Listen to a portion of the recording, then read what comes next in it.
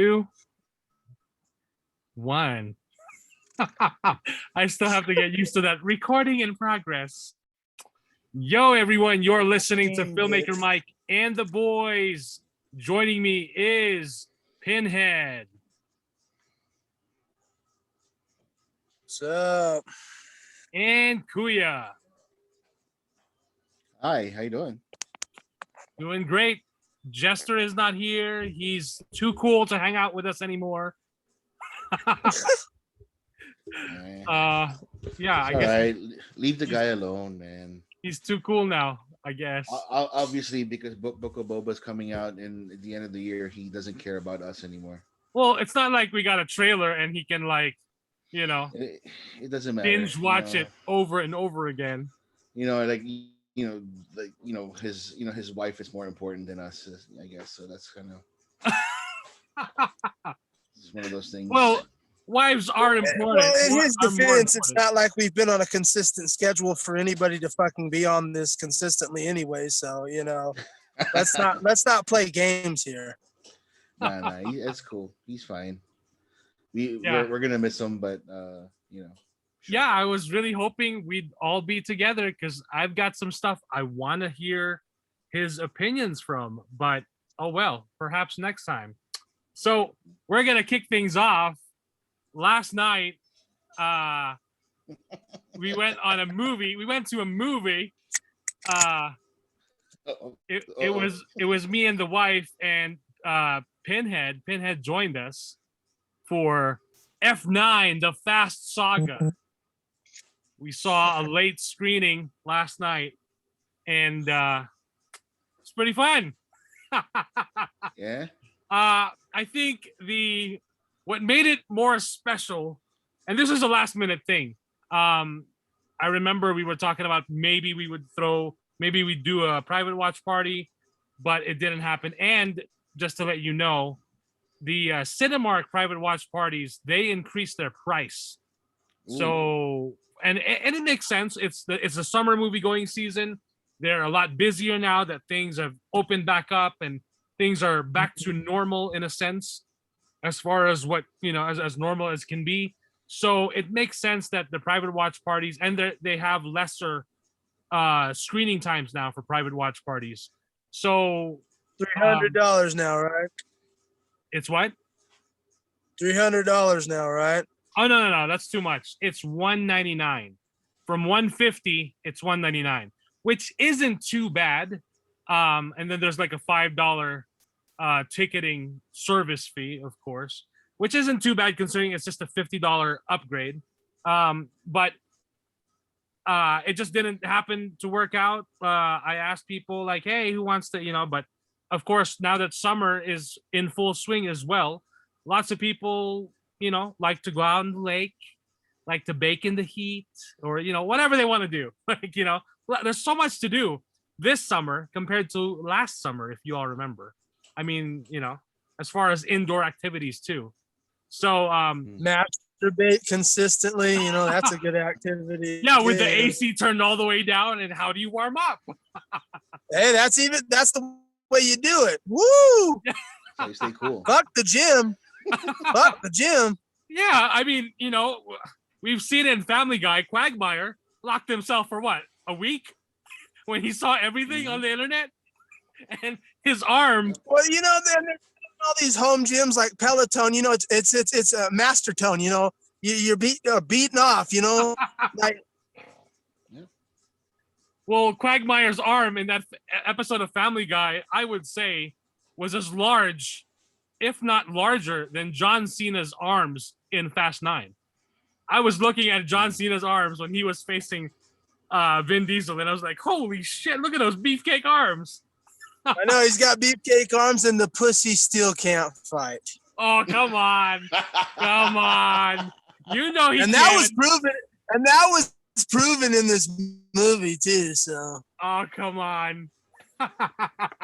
So no. Oh, come on. He's a pussy that can't fight.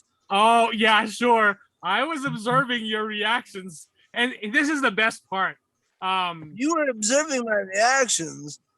Like, what reactions? The reactions that I was tired of this movie. I fell asleep during the movie. Oh yeah, well, you did doze off a little bit too in A Quiet Place. Yeah, that's how boring this fucking mind-numbingly dumb movie was.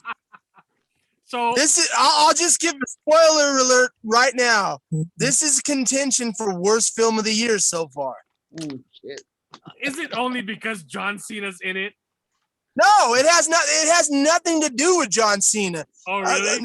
Quite frankly, if we're being honest, John Cena was a highlight of the movie, and he still sucked. So that tells you how bad the movie was. The movie's dog shit.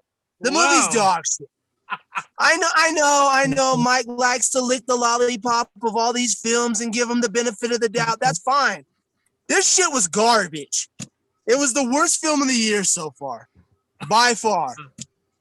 Alrighty, so I'm gonna start it off here. So, F9: The Fast Saga, as it's titled on the Cinemark app, has a runtime of 2 hours and 23 minutes.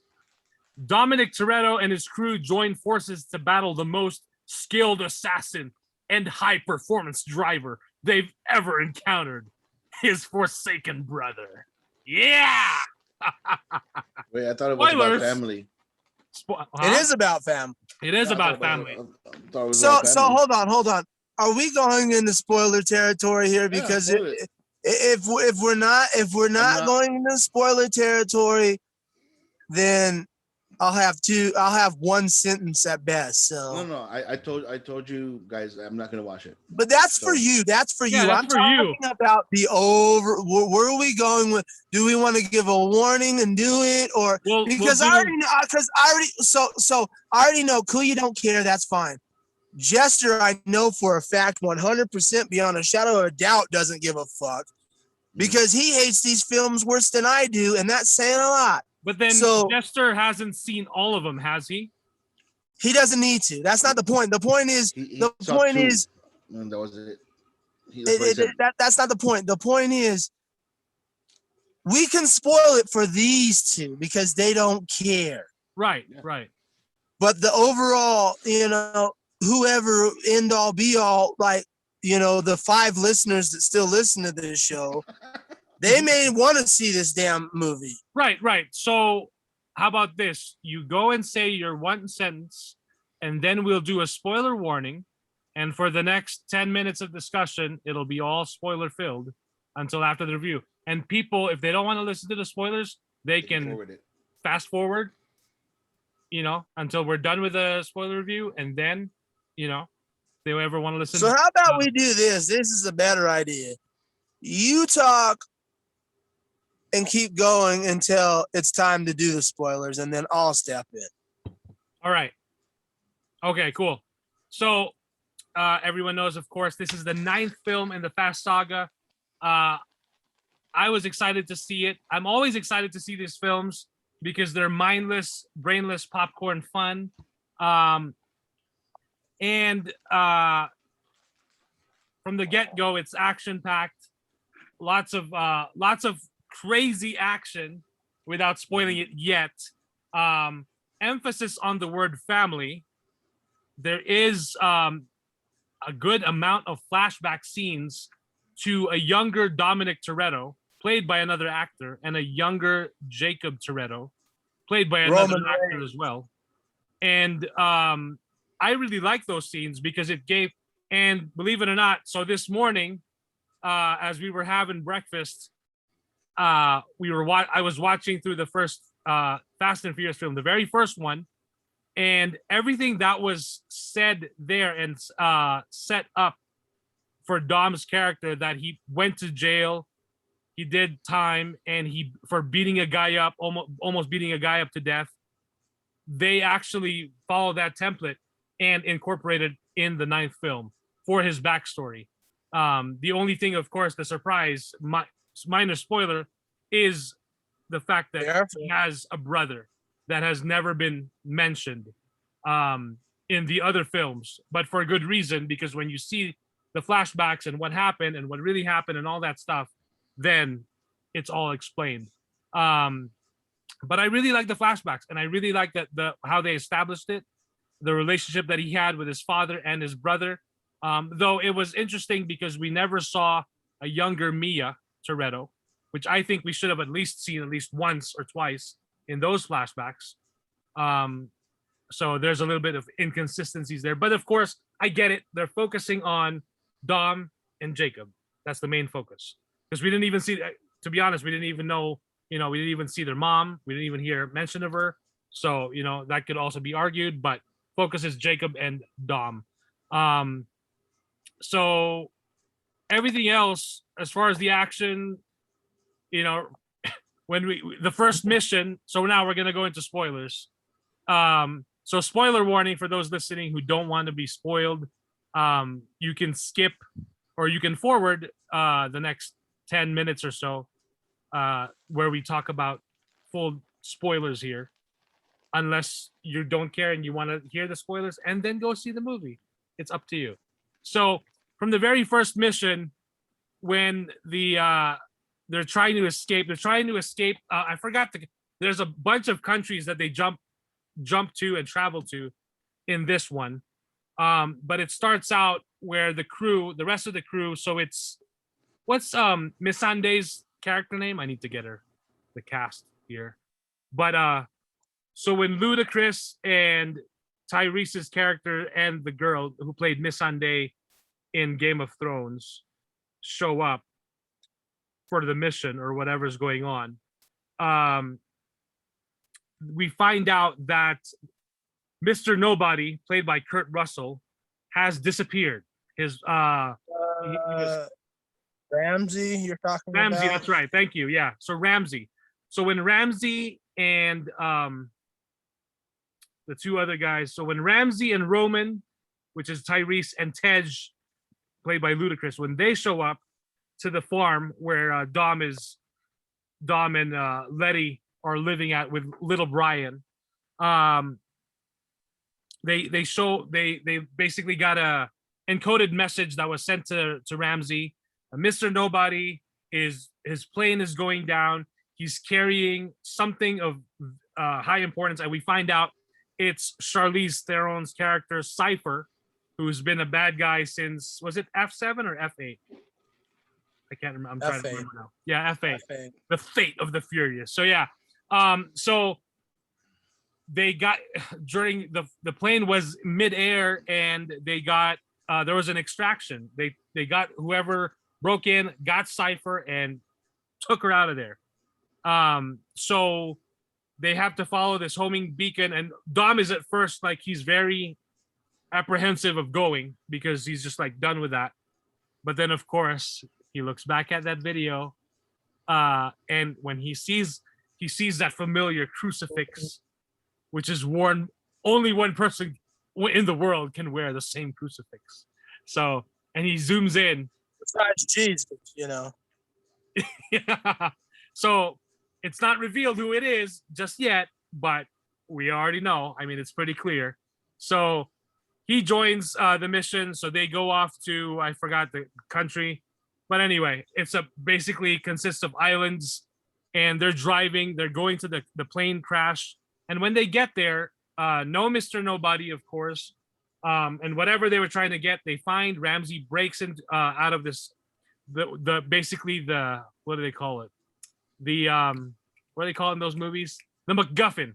The MacGuffin of the movie is this half of like a spear of some sort, which is some sort of tech, which will be Project Ares or whatever it is, that's supposed to give the whoever completes the spear and unlocks it with the code will give them basically free reign of satellites and technology, anything that has any kind of technology that consists of ones and zeros, which is pretty much everything that we have right now, will give them full control. They can shut down countries, nations, whatever. So it's pretty cataclysmic.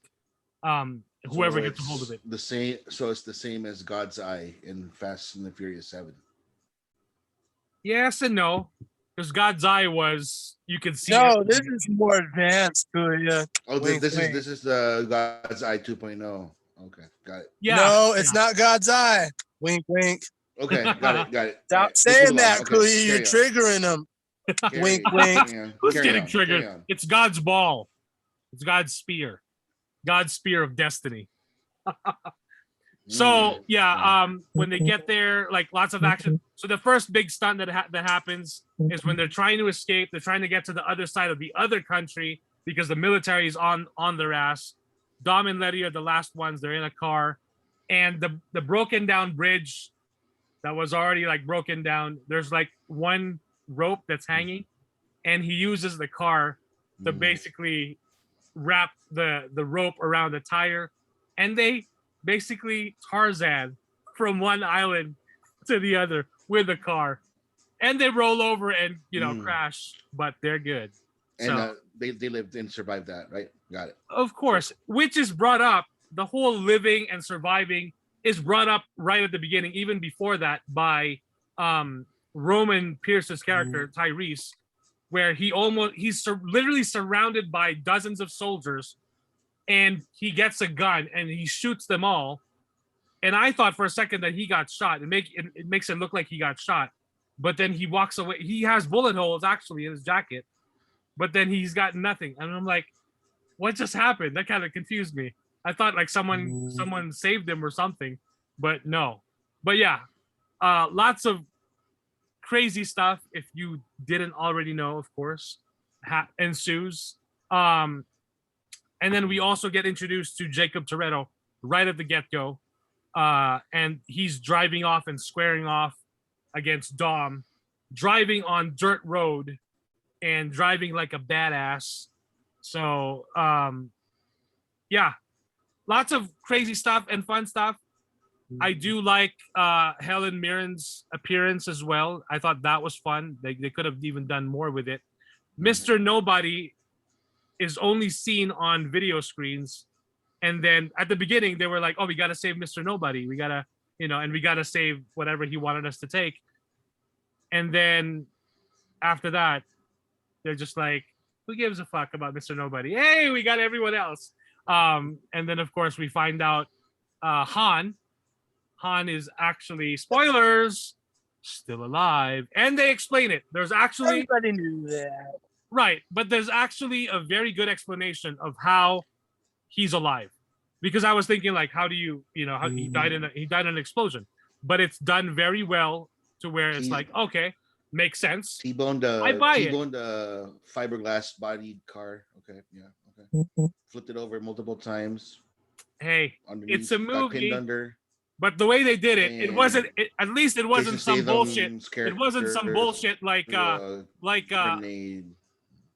no, but at least it wasn't some bullshit like somehow Palpatine's back, and that's it. I got more explanation out of this character coming back, being alive the whole time, all these years, compared to somehow Palpatine survived, and that's it. So you tell me. But yeah. Again, and then we have some returning cast members from previous Fast movies, which if you're a fan of the other movies, you will definitely enjoy it. I really think Charlize Theron was very underused in this movie. I'm like, how do you get Charlize Theron and not use her enough? Like in this, she's movie. A recycled villain. That's all there is to it. Right, but at the same time, like, really, like, how much are you paying her, and you're barely using her? Like, I guess they're gonna make it up in the box office. So don't worry. Well, exactly. They already did. It's number one currently at 70 million for opening weekend, and it's exactly it's broken the record as far as pandemic movies go of A Quiet Place Part 2. So we also get Lucas Black is back as well from Tokyo Drift. Scott Eastwood is in here. I barely noticed him. I guess he's in here. And then Michael Rooker is also in this film. I was surprised by that. Michael Rooker has a part in this film. Mary Poppins? Nice. Yeah. He actually has a significant part in this film, but yeah. Yeah. So Yeah, and then what really bugged me was Jordana Brewster. I didn't mind that she came back, and they explained like, oh, she wants to come back because Jacob's a part of it. Jacob's her brother. Okay, that's fine. But what really annoyed me and kind of bugged me was the fact that, spoilers, in this universe, Brian O'Connor is still alive. Mm-hmm. And she just mentions like, oh, Brian's taking care of our kids. Okay. But it still wouldn't make sense because Brian would never allow Mia to just go back into a mission without him. You know what I mean? So that's strike one for me. And at the last part, there's a tribute where they're all about to eat dinner and they're all about to say grace. Little Brian's going to say grace, and there's an obvious empty seat. And I thought for a second, spoilers, they were at some point in the movie, towards the end, Jacob Toretto and Dom not really make amends, but it's just like understood that I'm helping you now. Let's get, so at that point in the dinner scene, which we've seen in a lot of the Fast movies, at the very end when they're all, celebrating, I thought that seat was saved for, I thought Jacob Toretto was going to come in, which I thought was going to be cool. Like, that's a nice way of wrapping things up between whatever happened with him and his brother for over 20 years, 30 years, who knows. But no, it's the blue car. I forgot what specific car that is. Skyline. The blue car. It's a Nissan Skyline. The Nissan Skyline drives by, and it's hinted that, Mia says, oh, he's just running late, but he'll be here. And then it's basically Brian without showing Brian. The Skyline drives up the driveway. And I'm like, that really annoys me because they're going to keep doing that. If they're going to keep doing that, but we're never going to see the actor, and yet they can't recast, of course, because that would be, bogus. Like, why would you do that? So why are you like, I would have just rather, they should, and I told Pinhead this last night, they should have just, and Fast 7, they had a nice send-off for him, his character. He was going to live his life with his family. Great. At the beginning of Fast 8, they should have just said, like, the character in the universe has passed. They had a memorial service for him, whatever, in the universe, and that's it. And we move on. But here, he still lives in the universe, and they're going to keep doing that. They're going to show the car, but they're not going to show the character because the actor is really gone. And I'm like, dude, that doesn't make sense. That annoys me. So, but other than that, spoilers too, they go to space. Oh yes, they read the comments online. What else can we do? And they went to space. I liked how they did it because they actually had an explanation for it. Fine, I'll go with it. Billions of dollars. Let's go to space. Why not? So don't have to wait for Fast 10. Fasten your seatbelts, as I think Jester said it. If it's not called Fast 10 your seatbelts, then that's a missed opportunity. But yeah, other than that, this morning we watched the first 2 Fast and Furious films. The first one will always be my absolute favorite because that's the one that started it all. And they just started from simple, like, hijacking. It's basically the Stagecoach cowboy heist. They were just hijacking runaway trucks with, DVD players, and they even used Brian was even using a floppy disk in the first Fast and Furious film, which was what, 20 years ago. But the first one will always be my favorite because that's the best one, and I've had great memories watching that film with my brother and my dad. But this is still fun, and if you're a fan of the franchise, I think you're still gonna enjoy something here. There's something here for everyone. But I'm surprised that they did that tribute to Brian, which is nice, but it's annoying because it's like, why are we doing this? Like, you're never gonna show us. It's like showing Luke Skywalker's X-wing when Luke Skywalker. Well, you can get away with showing Luke Skywalker's Force Ghost, which they did, but it's like a character it's basically like Superman at the end of Shazam, but it's not Henry Cavill because we're cutting his head out. But it's Superman. Because is there's a super suit, there's the guy super, but it's not Henry Cavill. Like, that's fucking annoying. So, Pinhead, your thoughts? All my thoughts are I don't give a fuck about this film. It was a 1 out of 10. It's the worst film of the year. And quite frankly, if you're a Fast and Furious fan, this is an insult to your intelligence. This is an insult to what you believe in this lore. I know there's guys that you go, he's doing it again. He's doing it again. He's getting me mad. I'm getting steamed. Pinhead's doing it again, right? If you're a Fast and Furious fan, I don't care if you lick the lollipop through and you think, this is a disgrace to even you fans. So this is a 1 out of 10. The explanations were dog shit. I know Mike kept saying that they were reasonable explanations. No, they weren't. They were garbage explanations. So how would you have had it explained? So here's a good example. So I'm not gonna keep going. Spoiler alert! I'm gonna spoil the whole fucking spill the tea for you. Han comes back.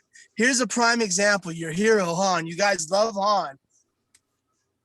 What was explained why he didn't die in that car accident was explained in a lazy ass Mission Impossible reason. Mr. Nobody pulled him out of there and disguised him and did this bullshit. He did a Mission Impossible bait and switch that pulled him out of the fire before it exploded. So Mr. Nobody, because Mr. Nobody says it, he says, well, Han goes, who's going to know? He said, it doesn't matter. You're dead. So we're moving on. The movie tells you that. It's a pathetic excuse for why he's back. The backstory was great for what he was doing that whole time. That's great. But why he's not dead is a low rent Robert Kopp 99-cent store Mission Impossible James Bond excuse of why he didn't die. It was a bait and switch. So there you go for Han. But that was a great explanation. That's fine. The Brian shit. If you had any balls whatsoever, you would have murdered him in the beginning of Fast 7. And I'm talking to you, James. Yeah, you, James, who directed it. James Wan. If you had any balls of Fast 7, then we would have ended this bullshit where he's coming to brunch with us while we say grace and talk about God, even though none of us really believe in God for the actions we do. But, we talk about grace and this and that and what we're thankful for, but yet you keep bringing the zombie back. So there you go. There's family. And this movie is about family.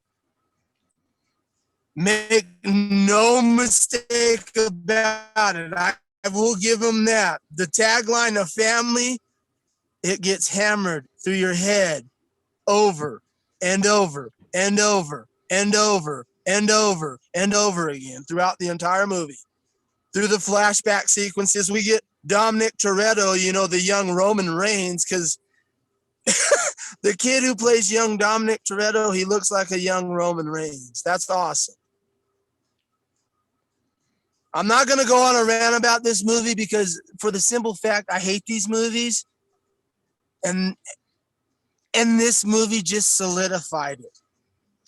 This shit is trash. It's garbage. It is so boring. Like I told Mike and like he saw, I dozed off a couple of times because the movie is so over-bloated. It's 2 hours and 20 minutes. You also dozed off in A Quiet Place Part 2. I did, but there was a different reason for that. Gotcha. Oh, and just a correction, the director was Justin Lin, not James Wan. Justin Lin. No. Justin Lin directed this one. The one I'm talking about, James Wan directed Furious 7. We can go and look at that. Really? Yes. I didn't know that. Oh. We can look that up right now. That's what I'm talking about. I'm not talking about this film. Yes. Okay. Justin Lin directed this film. The one I'm talking about, Furious 7. Oh, okay. Where I said There you go. Thank you. Right. What I'm saying is, in Furious 7, if James had any balls, he would have murdered Paul Walker's character in the beginning of Furious 7. Well, why would they do that? That would have been why would they do that when they already filmed? He filmed a bunch of the movie already. Because I get that. I can answer that question. But go ahead, Pinhead. I get that.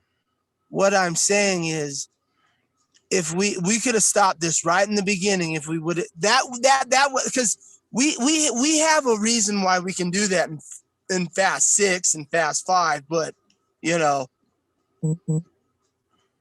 you would have wanted, you should have murdered him right there. You should have had him killed off. And I'm not talking about the implications because of his death.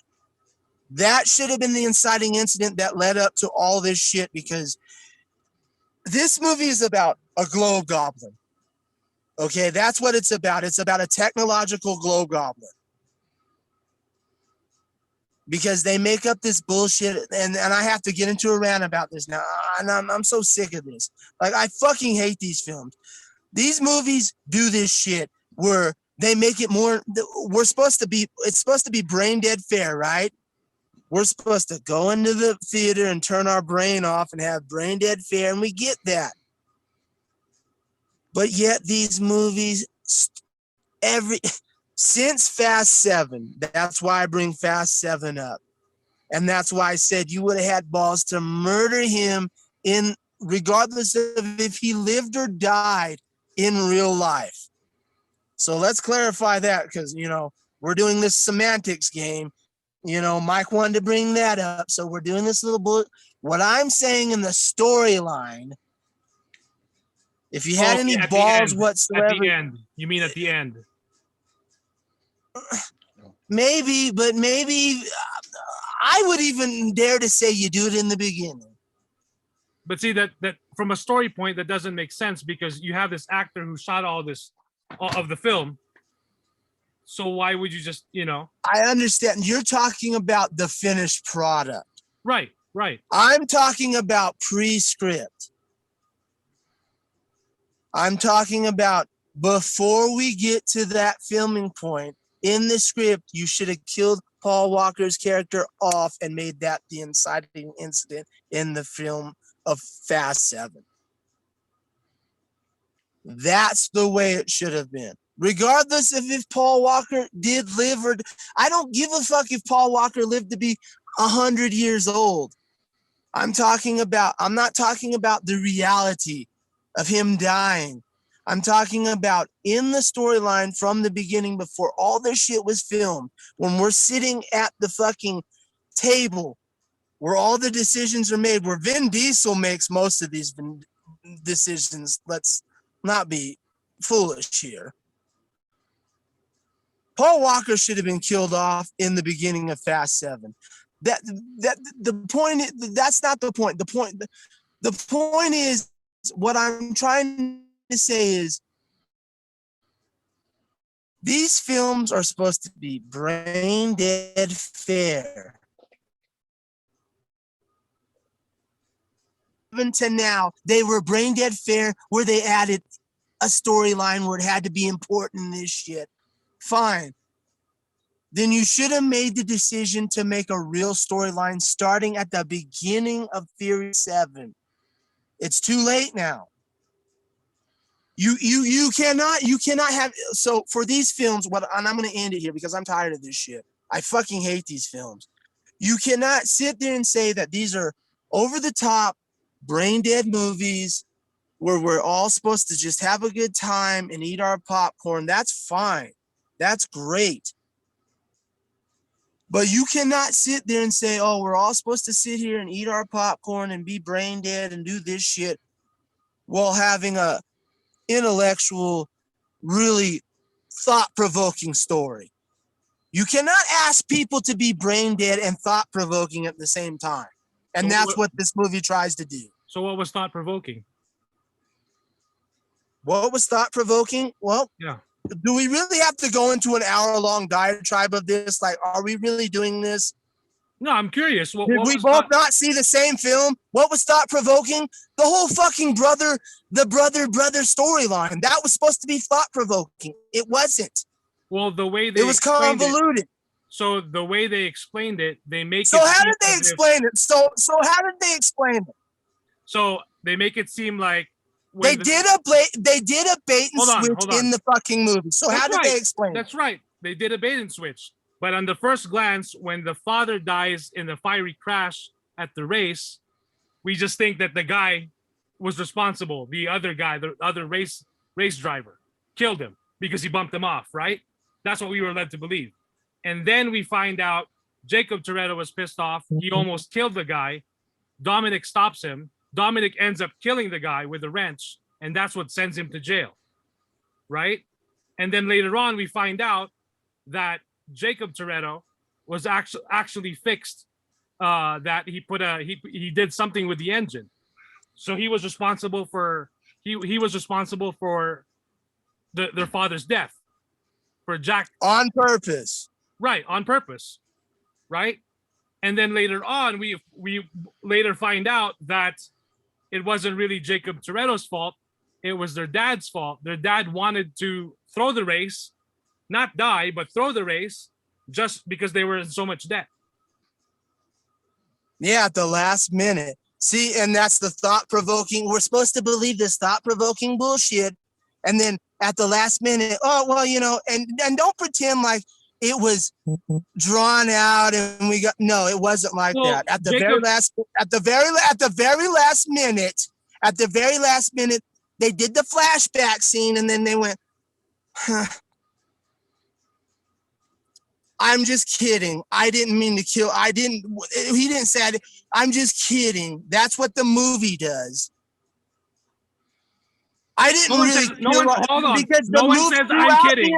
Because throughout the first two acts, the movie makes you believe that John Cena's character of Dominic Toretto's brother intentionally killed their father. They even have a moment in the goddamn movie where he nudges at him when he asks him, calm down, "Do you do it?" And he went, calm down. Watch your heart. Watch your heart. Calm down.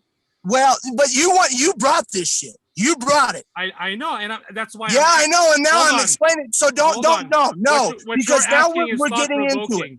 What is thought provoking? Yeah, Jacob Toretto, and you remember Jacob reveals that his father asked him to not tell Dom, and that's not supposed to. And that's not supposed to be thought provoking. But what was thought provoking about it? It was crystal clear when he found out. The leading up to it, that wasn't supposed to be thought provoking in your eyes. So when I found out, like, okay, so he didn't kill his father after all. So he's not No, I'm not talking about the reveal. I'm talking about the leading up to it. In your eyes, wasn't supposed to be thought provoking. Oh, heartwarming part of this family. You're really telling me that? Because that's what the overall fucking narrative of this film is. So you're gonna tell me that, really? Really? Wait, hold on. What I'm talking about, you said it was thought provoking. So in essence, you brought this shit. No, you brought it up because I wanted to end it with just a 1 out of 10, and you wanted to keep going and going. No. You mentioned thought provoking, so I asked. Exactly. What was so thought provoking about it? And then so you're right. So we'll clarify it. The film wants you to be thought provoking. Is that better for you? And what's wrong with that? For you? So what's wrong with that? Why are you getting so heated about it? Because it doesn't pay off.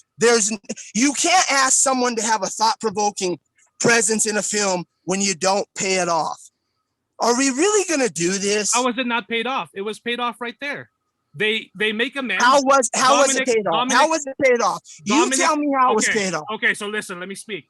Dominic realized. No, you've been speaking, and you went through the whole fucking plot. So don't go through the whole plot again. Hold on. Just tell me how that moment. Hold on.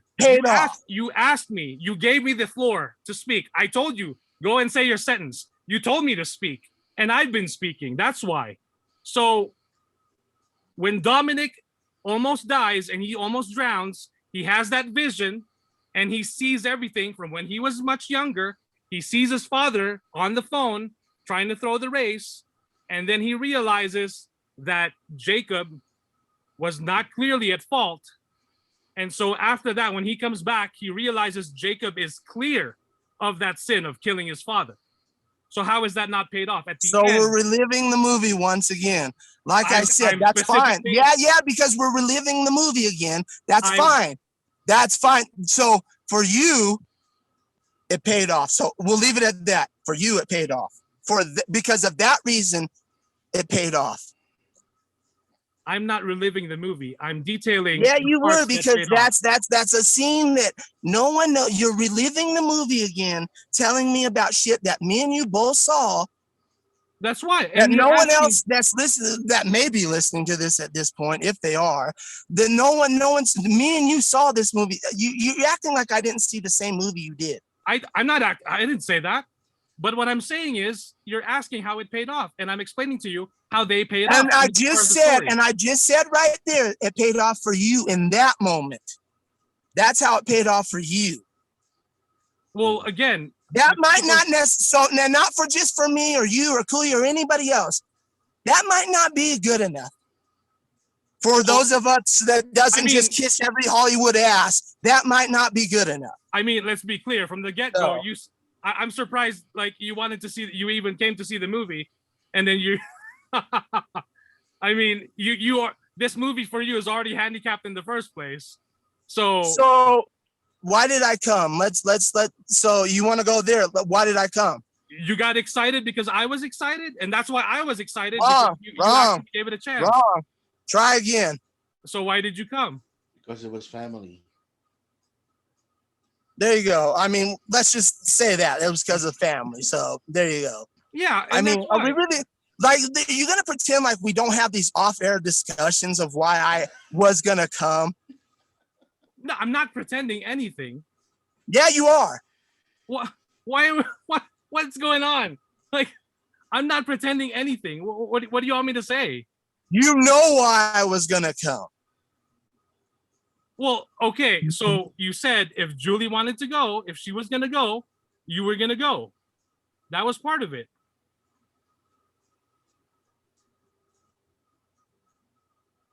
Yeah, so, family. Huh? He wanted to hang out with you, Mike. Well, that's why, of course, and that's why I was. But yeah, exactly. But you threw that in my face as like I'm supposed to be excited for this movie. No. Let me be clear. Yeah.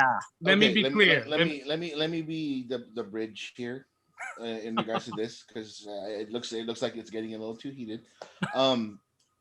Pinhead's reaction to this movie is the same reaction that you got about the storytellers explaining how Palpatine fucking survived in The Last Skywalker.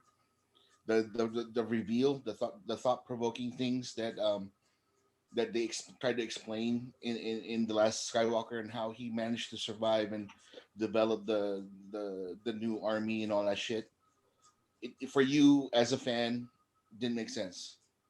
For Pinhead as a moviegoer, the little thought provoking thing, that the thing that made sense to you when it comes to the family, like how Dominic instantly just said, oh, okay, so it wasn't John Cena's fault. It was something happened.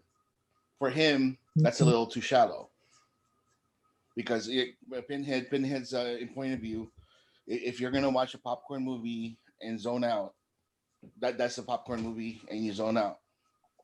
But like if you're gonna add like deeper shit into things like this, that usually like throws people off a lot. And case in point, with Pinhead's case, that's what happened. So I think that's what I see from between your guys' point of view, and also my little addition to this is I told you guys I stopped watching since Fast and the Furious 7 when Paul Walker died. There were rumors that the original script was Brian's character was gonna die in Fast and the Furious 7 because he wanted to move on to different acting gigs and all that stuff, right? Because he's getting too old. So that was the original things. I think there was a scene. I don't know if you remember, Mike, in Fast and Furious 7 when they were using the supercar and jumping from building to building. Yeah. Yeah. The time that he kind of sort of slid off of the building or whatever. Right. That was the turning point. Okay.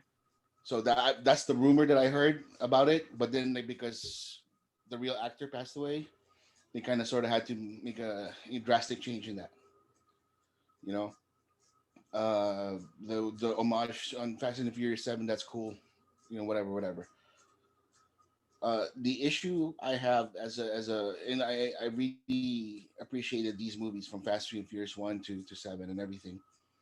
Even though how outlandishly ridiculous the action scenes are and the stunts and everything, the issue I have is the things that doesn't make sense in my head because I'm a fan.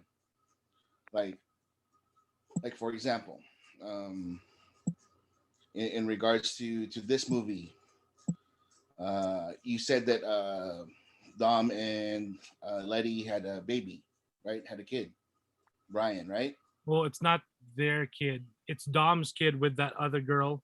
Okay, so but The cop Christian, with the cop. or what's his name? Brian, also, right? His name is Right. Brian. Right. Who took care of Brian or little Brian when they went off and did this adventures? Supposedly it was Brian. Okay. And because it's family, and I understand it's family, Jordana Brewster's character, Mia, went also because it's the older brother, whatever. Right. Correct? Okay. So basically, one of the most important people in your franchise, one of the most beloved characters in your franchise, ended up being a fucking babysitter in the past two movies, Right. and that's a good legacy. No, it's not. And I'm not saying You it know, is. like they should have. Again, they should have. I know. Again, this is for me as a fan. It's kind of a disrespect to the legacy of Brian. Paul Walker's character. They should have killed him off at the end of 7 or the beginning of 8 or whatever. You were right about that. They should have done something, and they could have done something. But they're doing this little bullshit, like trying to see if they can do a CGI of Paul Walker to see pop up and all that bullshit, and it's getting tired. That's why I don't want to see it. That's why I didn't want to see the Fast and Furious 8. Like I asked them, or I saw the fucking trailer for it. There was a fucking submarine that they were driving in the ice, which James Bond did already like years back, and they had a fucking submarine that launched a fucking torpedo, and they're trying to get away. Right. And then I heard about the rumors about this outer space and all of these things, and for me, I'm just like these guys are just drivers, man. They're not like even 7 for me was a little bit much already, just because of the fact that Tej is like super fucking hacker guy. When in Fast and the Furious 2, he was just like a guy who sets up races for people. Right.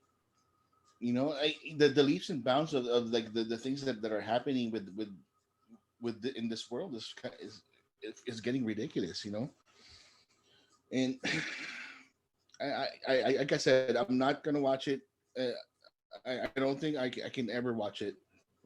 Like maybe if it's on FX on TV somewhere, maybe or something, But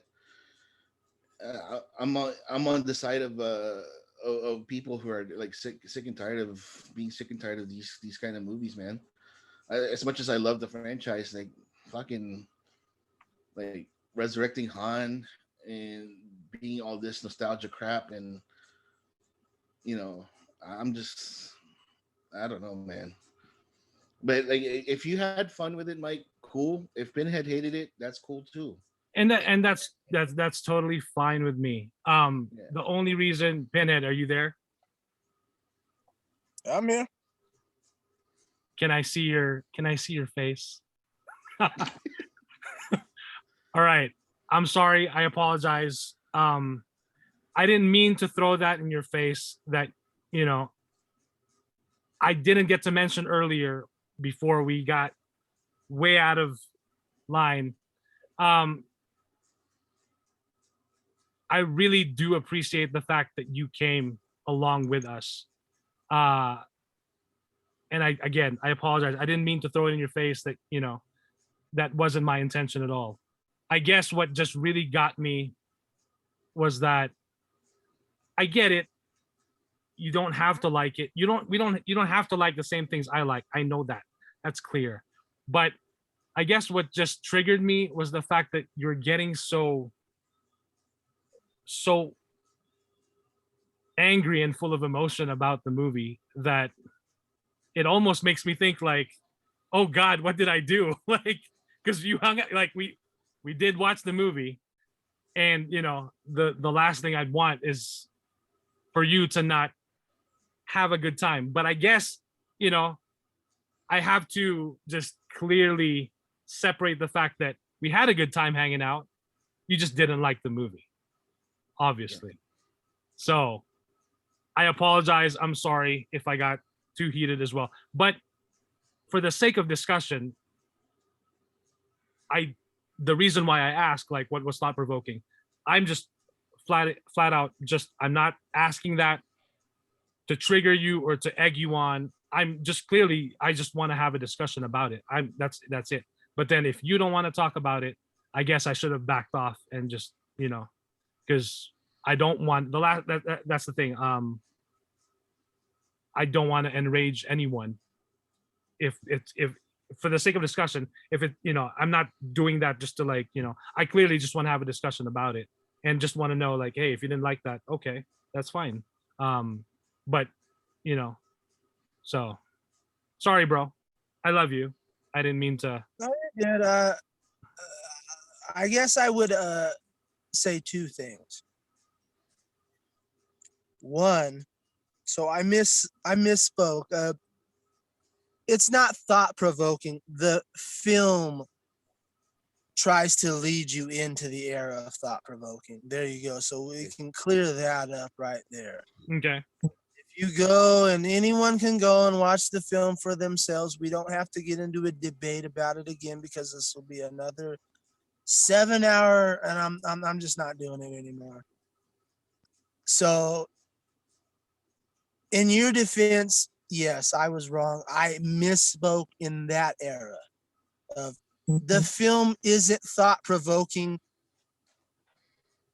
but it tries to lead you down that road of making it a thought-provoking film while trying to be a brain-dead fare at the same time. And you don't have to take my word for it. You don't have to take Mike's word for it. Coolly as anyone's. You can just go see the movie for yourself, and you can see. And then you can tell me who's wrong and who's right. That's fine. That's one. Number two, this is the reason why I've been talking about stepping back out of the podcast, and this probably will be my last episode. So why? Because of reasons like this. So because I've pissed many people. I mean, I've noticed this over, I don't know, the last month and a half. I've been really pissing people off because of how I approach them. So I'm just going to go down the route of not approaching you people anymore and just taking a step back. But that's not what we want. That's not what I want. Well, I don't know what to tell you guys, because that's where we leave this. That's where I had an argument with my own brother right now. Dude, fam. Dude, so I'm taking family. a step back. That's all there is to it. That's family, though. I'm taking a step back. This is my last episode. I will say that right now. Pinhead. For you, Jesse, And especially for you guys who've been waiting for this and that are happy about it, this is my last episode. I'm done. Dude, why would anyone want to be happy about that?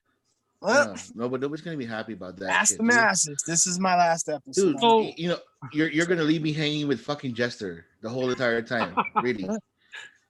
How am I gonna live the rest of the podcast life without you and without like telling somebody? You got Mike.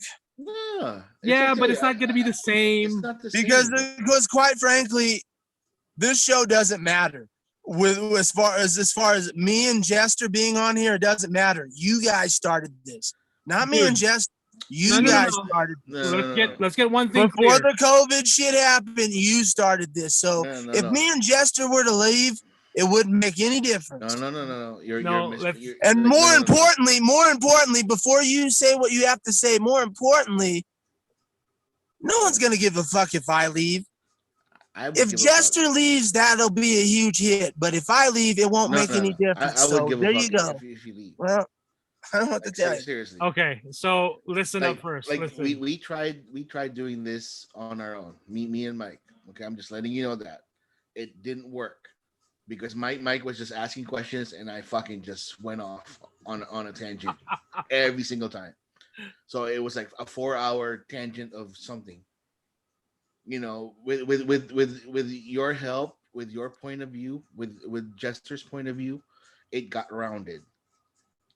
You know, it got to a point where Mike got comfortable asking the right questions, formulating opinions and all that stuff. It helped me focus on what I had to fucking say. It helped me understand where you're coming from as a horror fan, as a fan of really good movies, and it helped me see Jester's point of view of whatever the fuck his point of view is. You know what I mean? Like us four together works.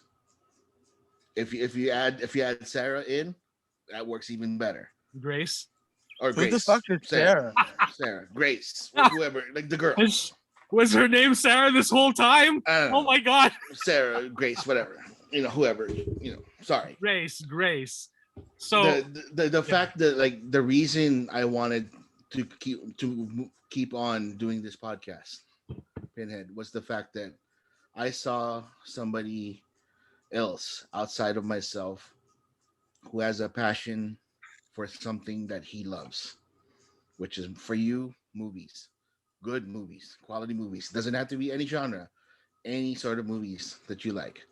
If you don't like it, you are opinionated enough, you are outspoken enough to say, hey, you know what, I don't like this fucking movie, and these are the reasons. Like, you know, I don't have to agree with Mike in regards to Star Wars. I don't have to agree with Jester with anything, even though the past couple of months we've been agreeing together, which is kind of fucking weird. Like the stuff that, the stuff that I appreciate is the fact that you keep it real, you keep it 100 with all of us. Like, as much as I wanted you to love Invincible as a show, as a comic book, as whatever, when you said it was boring, yeah, it kind of hurt a little bit for me. I was just like, oh man, he didn't like it. But then when you explained the reason why he didn't like it, I'm like, oh, okay, then I see your point. And this is what I'm saying. Us four, like, whether we succeed in podcasting, whether we make it into the big time, whatever, us four. It's us four. You're the fucking, I'm telling Mike, and I tell him, like, you're pretty much the damn glue for this podcast, just because of the fact that we always want to hear what Pinhead has to say about something. It's always like, oh, I can't wait. I can't wait for him to say it, to mention what you have to say, even if you say it's average, middle of the road, milk toast kind of thing. Right? We appreciate you, and every week that you're here with us, man. I'm not saying that just to blow smoke up your ass, because you're not that kind of person. No, I don't. I don't think that. I'm just saying that. No. This like friendly banter and There, arguments there, happen. there's a like and you just made my point for me. There's the good guy. There's the guy that sits in the sideline and says very rare with his mask on his face, and then there's the dissenter. No, I if there's There's no need for an extra. So no, Pinhead. If there's anybody that's the center in this fucking show, I'm the damn troll. I hate. well, that's what everything. I mean. There's the you are the so there's no need for me to be there. No, but you're the one to keep There it real. is. You're the one that calls me Well, and like, hey, I'll Kuya, just say stop being this. this I'll shit. just say this: the podcasts are gonna get really boring because from now on, my responses are gonna be, huh, yes, and no. That's it. No, we don't want that, bro. Well, that's the way it's gonna be. So Because this review solidified what I've been knowing for the past month. So what have you been knowing? I mean, have you heard any feedback from anyone else? Like, I don't need to. Body language speaks the whole thing. What body language is it? Like ours? I'm talking about outside of the podcast, inside. I'm the problem. No, so it needs to go. Okay, so can I speak now?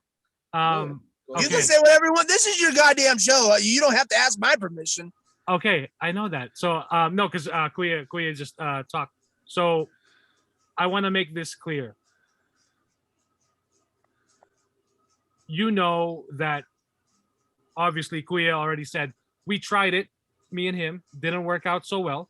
Nope. And like back then, we were doing like his work, he would get off at like 12:30 or 1. Yeah. So I was like pretty sleepy and dizzy. I'm like, oh man, this is tough. Anyway, I started working at our place of employment and I met you. And I met Jester. And then as we were talking and hanging out at work, working together and on the break, talking about movies, talking about pop culture, talking about all these things, that's when I realized, wait a minute. There's 3 guys that I know that I think if we gave it a shot, it just might work this time.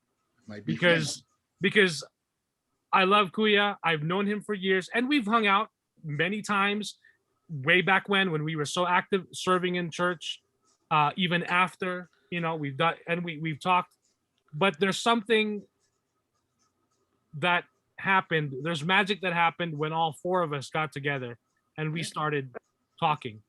Yep. And started podcasting and started recording. And from the get-go, we even made it clear we're just doing this for fun. If something happens out of it, we get sponsorships. Hey, that'll be awesome. That'll be exciting.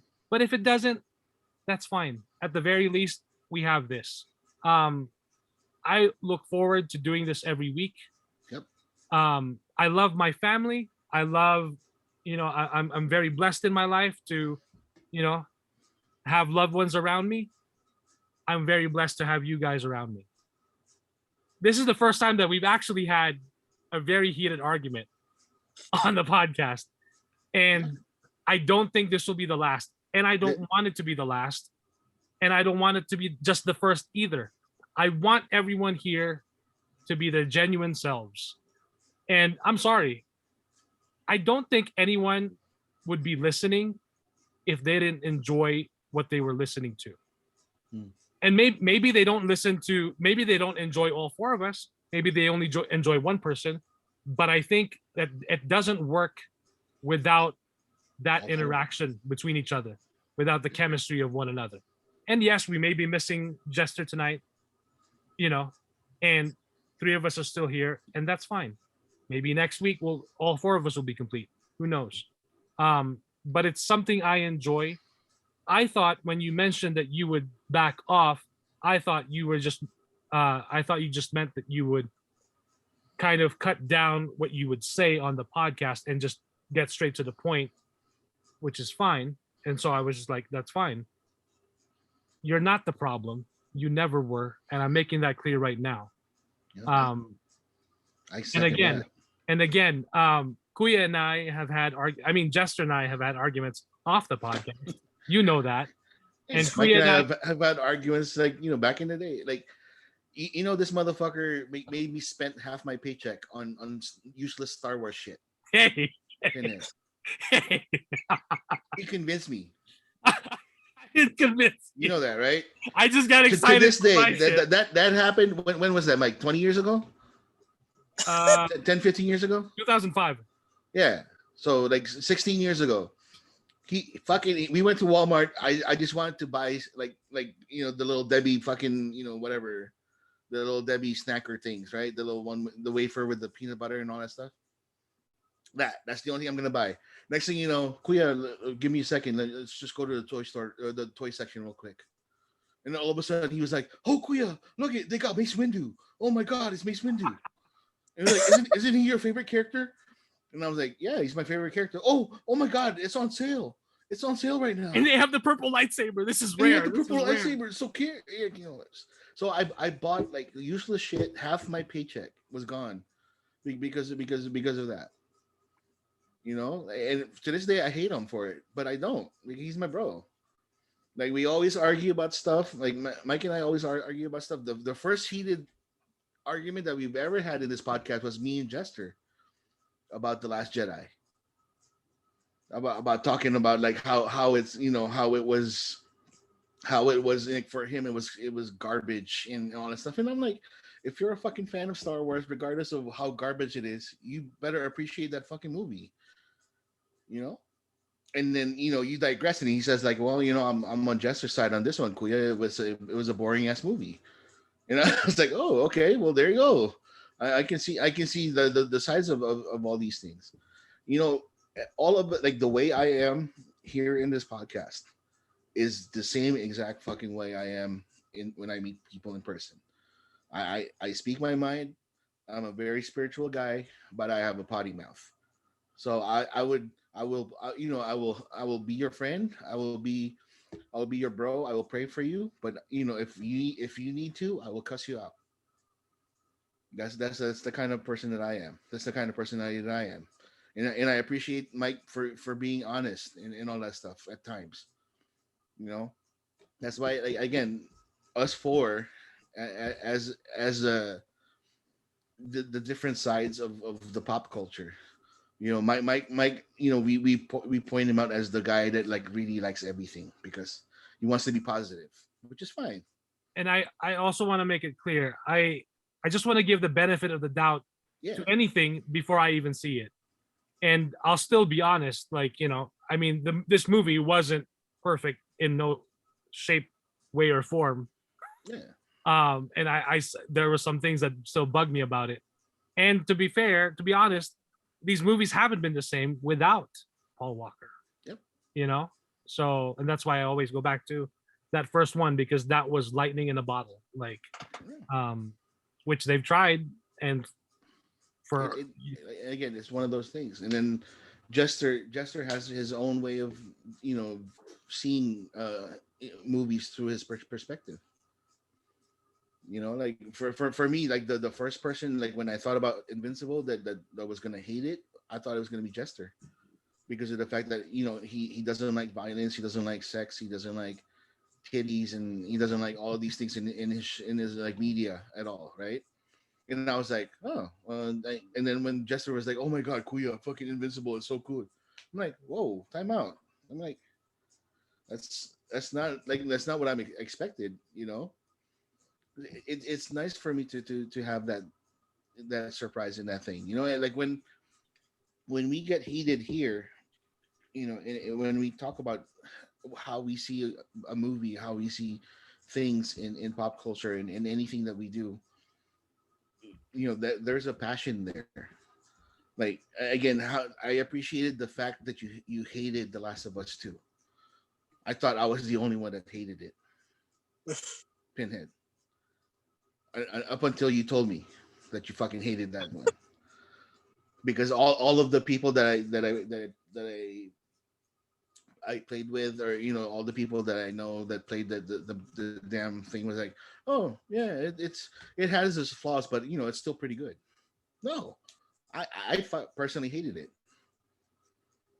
You know, and for me to hear somebody else explaining the reason why they hated it, and categorizing every single fucking thing that they hated, not to mention the goddamn rowboat scene that doesn't make any sense whatsoever. You know what I mean? Yeah. To hear somebody have this something similar like that, for me, it was so refreshing. I was just like, oh, finally, we I know I have somebody like that I can talk to when it comes to things that I'm not really fond of. That's why, like, when I say stuff on our private chat, it's not for trolling purposes. I just want to see if that idea would be okay with, like, if I say something about a certain subject or whatever, it's for me, it's me as a, to prod, to see, like, right, Batman raping children. oh yeah, but that's the truth. I'm just, it's only for Batman fans that I say that, like, the Batman fans are very sensitive when it comes to them, to the words, and all the little youngins that the Batman plays with. So that's for me. Like, I always do that as a talking point when it comes to Batman fans. When it's other people, I'm just like, he's a flawed character. He's a Punisher that doesn't have any guns. So yeah, but for reals, bro, you are necessary in this podcast, and you are needed in this podcast. I'm just letting you know that from the bottom of my heart. You're a bro. You will forever be a bro.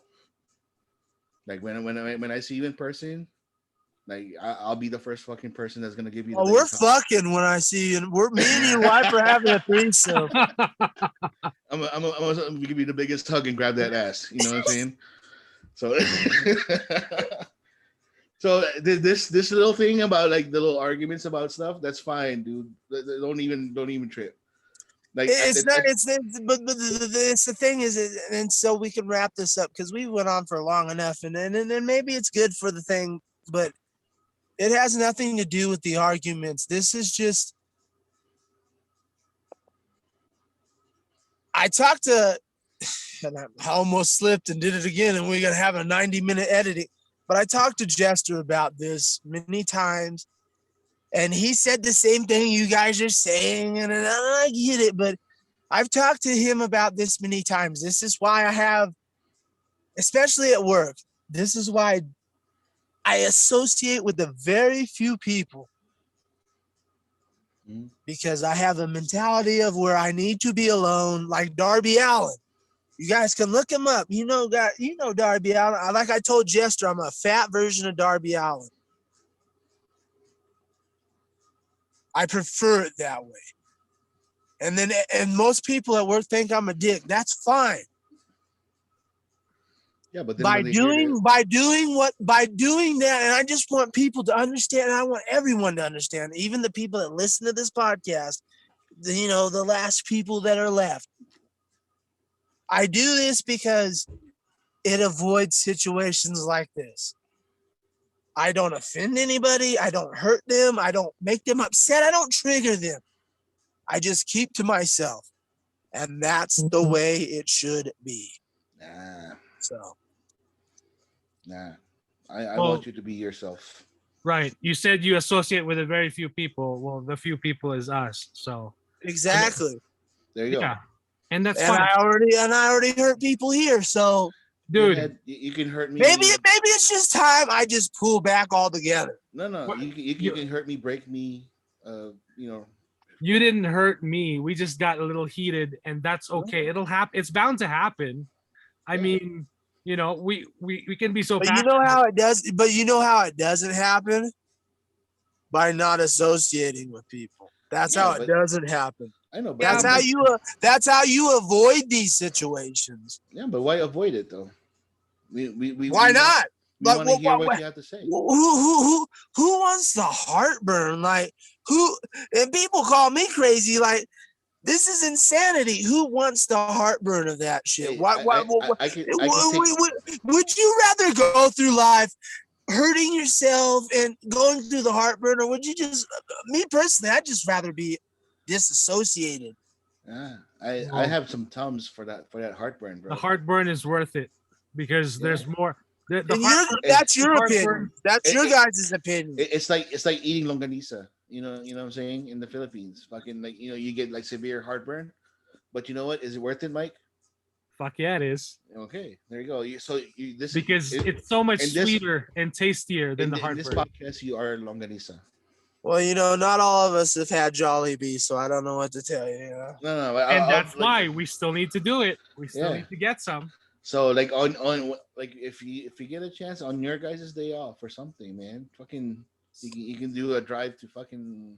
Oh yeah, it's still in the cards. It's gotta happen. It's gonna happen sooner or later. Yeah. Because we can do a live podcast, fucking like us. Oh my god, that would be awesome. That would be fucking awesome. In the car. That would be fucking awesome. I would be like this to Mike every fucking minute. Are we there yet?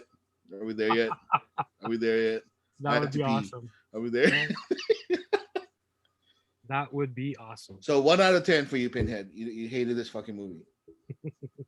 Now that I think about it, it's negative 1 out of 10. Okay, so. There you go. That's even worse. Okay, gotcha. Mike, what do you think? What's your out of 10? I'll give it a 7. That's pretty generous. So yeah, you're a very generous guy. Yeah. I haven't seen the movie. I'll give it a 2. Let's just say that. That's close. That? That's close enough. Yeah, like just because I like how Vin Diesel always goes familia. I take it back. I'll give it a score of 2 out of 10, like you, just for Vin Diesel's tits. So. Oh God. He has bitch tits now. No, he has still great, rock solid man. Okay. Like he's still in great shape for that old, dad bod shaming he got a couple of years back. So that's the thing. Like, that's the hottest take I'll ever have. Like fucking the legacy of Brian O'Connor is he is the goddamn babysitter, while the rest of the family is doing their adventures. Exactly, and that's why he should have been killed. Rather at the beginning or the end of 7, he should have been murdered in Fast 7. You heard about my ending in Fast and Furious 7, right? The ending that I wanted to see. No, but you can send it to me because this will be another hour. No. It's pretty simple. The whole entire series, right? Brian wants to beat Dom 1-on-1 in a quarter-mile race, right? The whole entire time, right? How about on the end of Fast and Furious 7, Dom says, "Hey, you know what? Let's race for real," right? So they go neck and neck, right? Race, and they're actually fucking driving like crazy, right? And Brian fucking actually beat him, first time ever. Not because like Dom let you win, or because you're gonna be a daddy, not because whatever, right? Fucking actually beat him.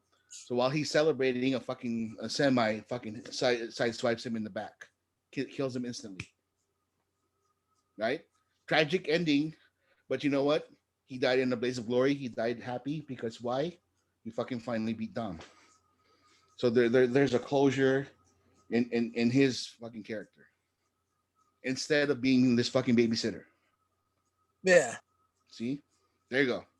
Okay. There's that, or else we could also do what, at the very end of Furious 7 and make it. We could all be happy. We could make it the very end of Furious 7. For some reason, Han blames Paul's character. Yeah, and for his death, right? And he puts a shotgun to his head while Jordana Brewster and her son watches. Maybe this is an end credit scene, and blows his fucking brains out, and that's the inciting incident for your 2 fucking films going forward. There you go. And you could still go into space, by the way, under that inciting incident. But, that's just me, Yeah. Because that would have had more heft, and that would have probably made me fall asleep a lot less in this movie if you had that heft. And then at the same time, you also would have got justice for Han, like you guys have been bitching and moaning about for years. Hashtag justice. So that and just in those simple seconds, I just cleaned up your entire franchise's messes. And I wasn't even trying there, so there you go. There you go. The Fast franchise needs you. I highly doubt it, but they need you. They need you because your enthusiasm, and this is why I love you, that your enthusiasm would make sure, not just them, but they need you at Warner Brothers. Your enthusiasm would make sure motherfuckers would stop the bullshit. So, oh boy. All righty. Mike hates WB, but he'll still watch WB movies. Yeah. I mean, I'm not canceling WB. Right. I'm looking forward to Space Jam for the Looney Tunes. Get the fuck out of here. That's Looney another Tunes. movie I'm not going to watch. Looney Tunes. That's My another kids movie know the Looney Tunes. Oh, and by the way, I did book a private screening for F9 today for my family because my aunt who has stage 4 cancer. Her birthday is coming up in July. Her birthday's in July 26th. So I got sent a group text today from my dad with my brother and my other aunts and some cousins. Like, hey, Tita Rosa wants to see Fast and Furious in the movie theater. Can we do a private screening? And I told them, yeah, I can book it right now. Just, give me whoever wants to put on their card and then we'll pitch in. So I booked it for July 11 for her birthday. So they're all excited for that. And that's awesome. And so I can clean this up because this review has gone into this review went into space too. And I've been waiting for this.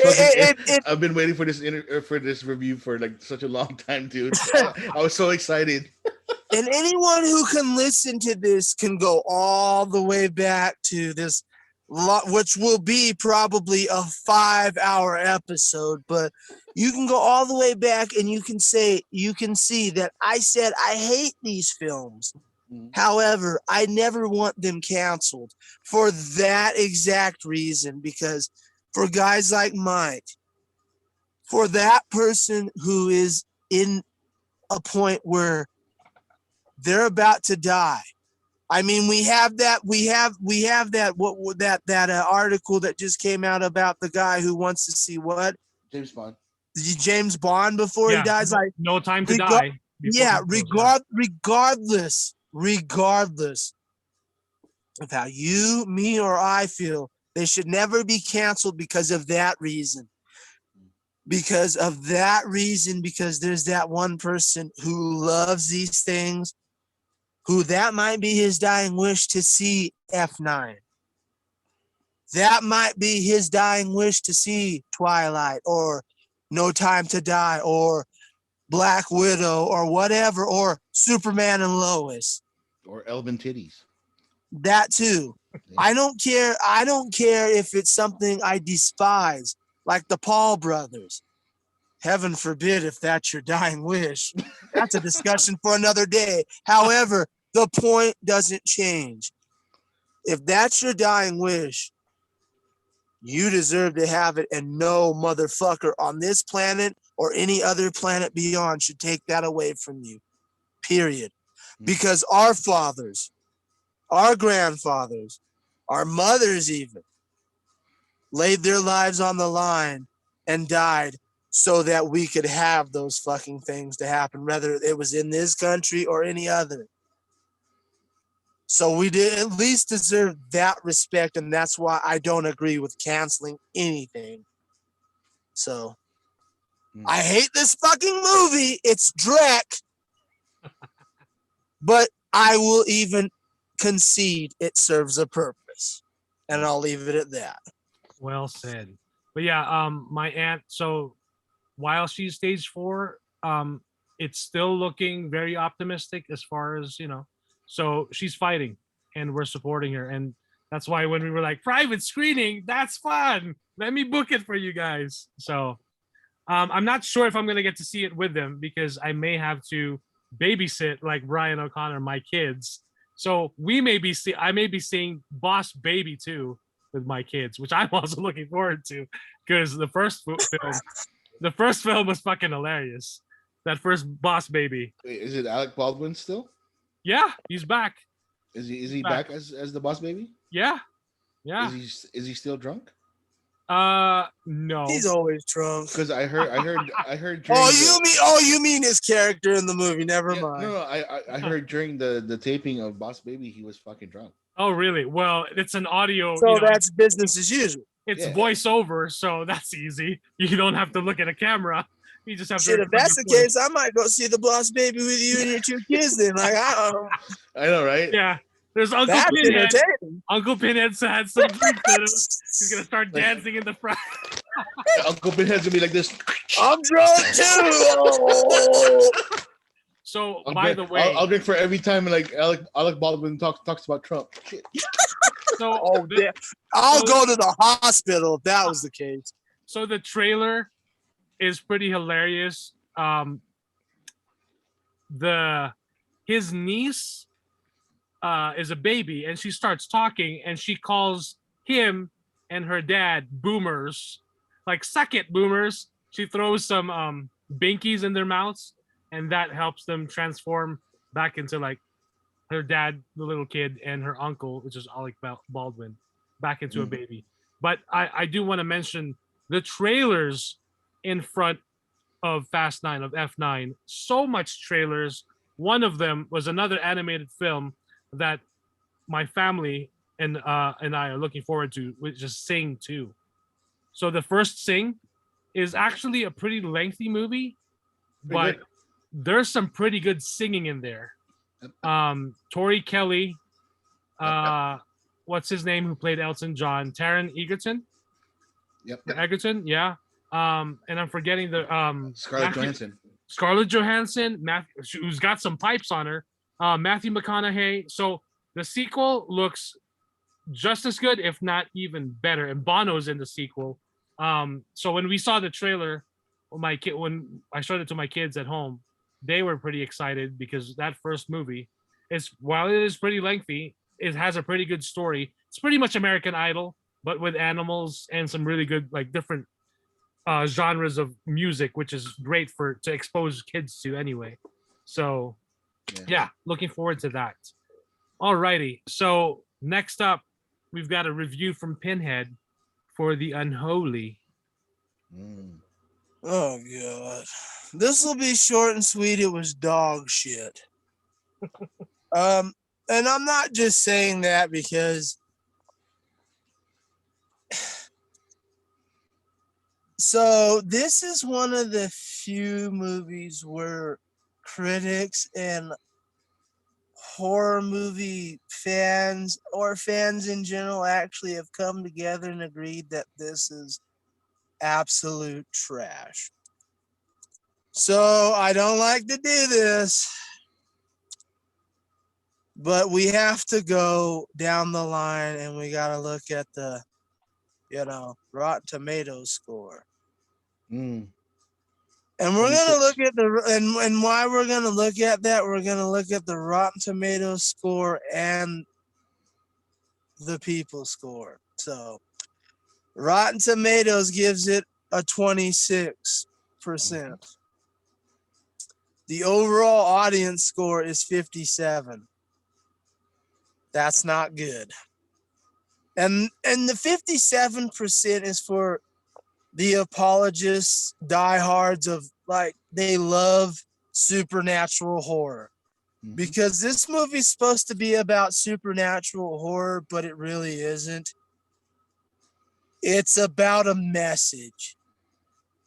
So the synopsis is this. A young lady who is deaf, who can't hear, she's given the power by the Virgin Mary. The Virgin Mary comes to her, kind of exactly like that scene in Frailty with Matthew McConaughey, where the sword comes down and he's doing where Bill Paxton's doing it's almost identical, only they change it with a sword and it's complete white light. The point is, the Virgin Mary comes down and completely eradicates all of her ailments and gives her the power to heal people. So she can heal people that can't walk. She can heal people that can't hear. She can heal people that are brain dead.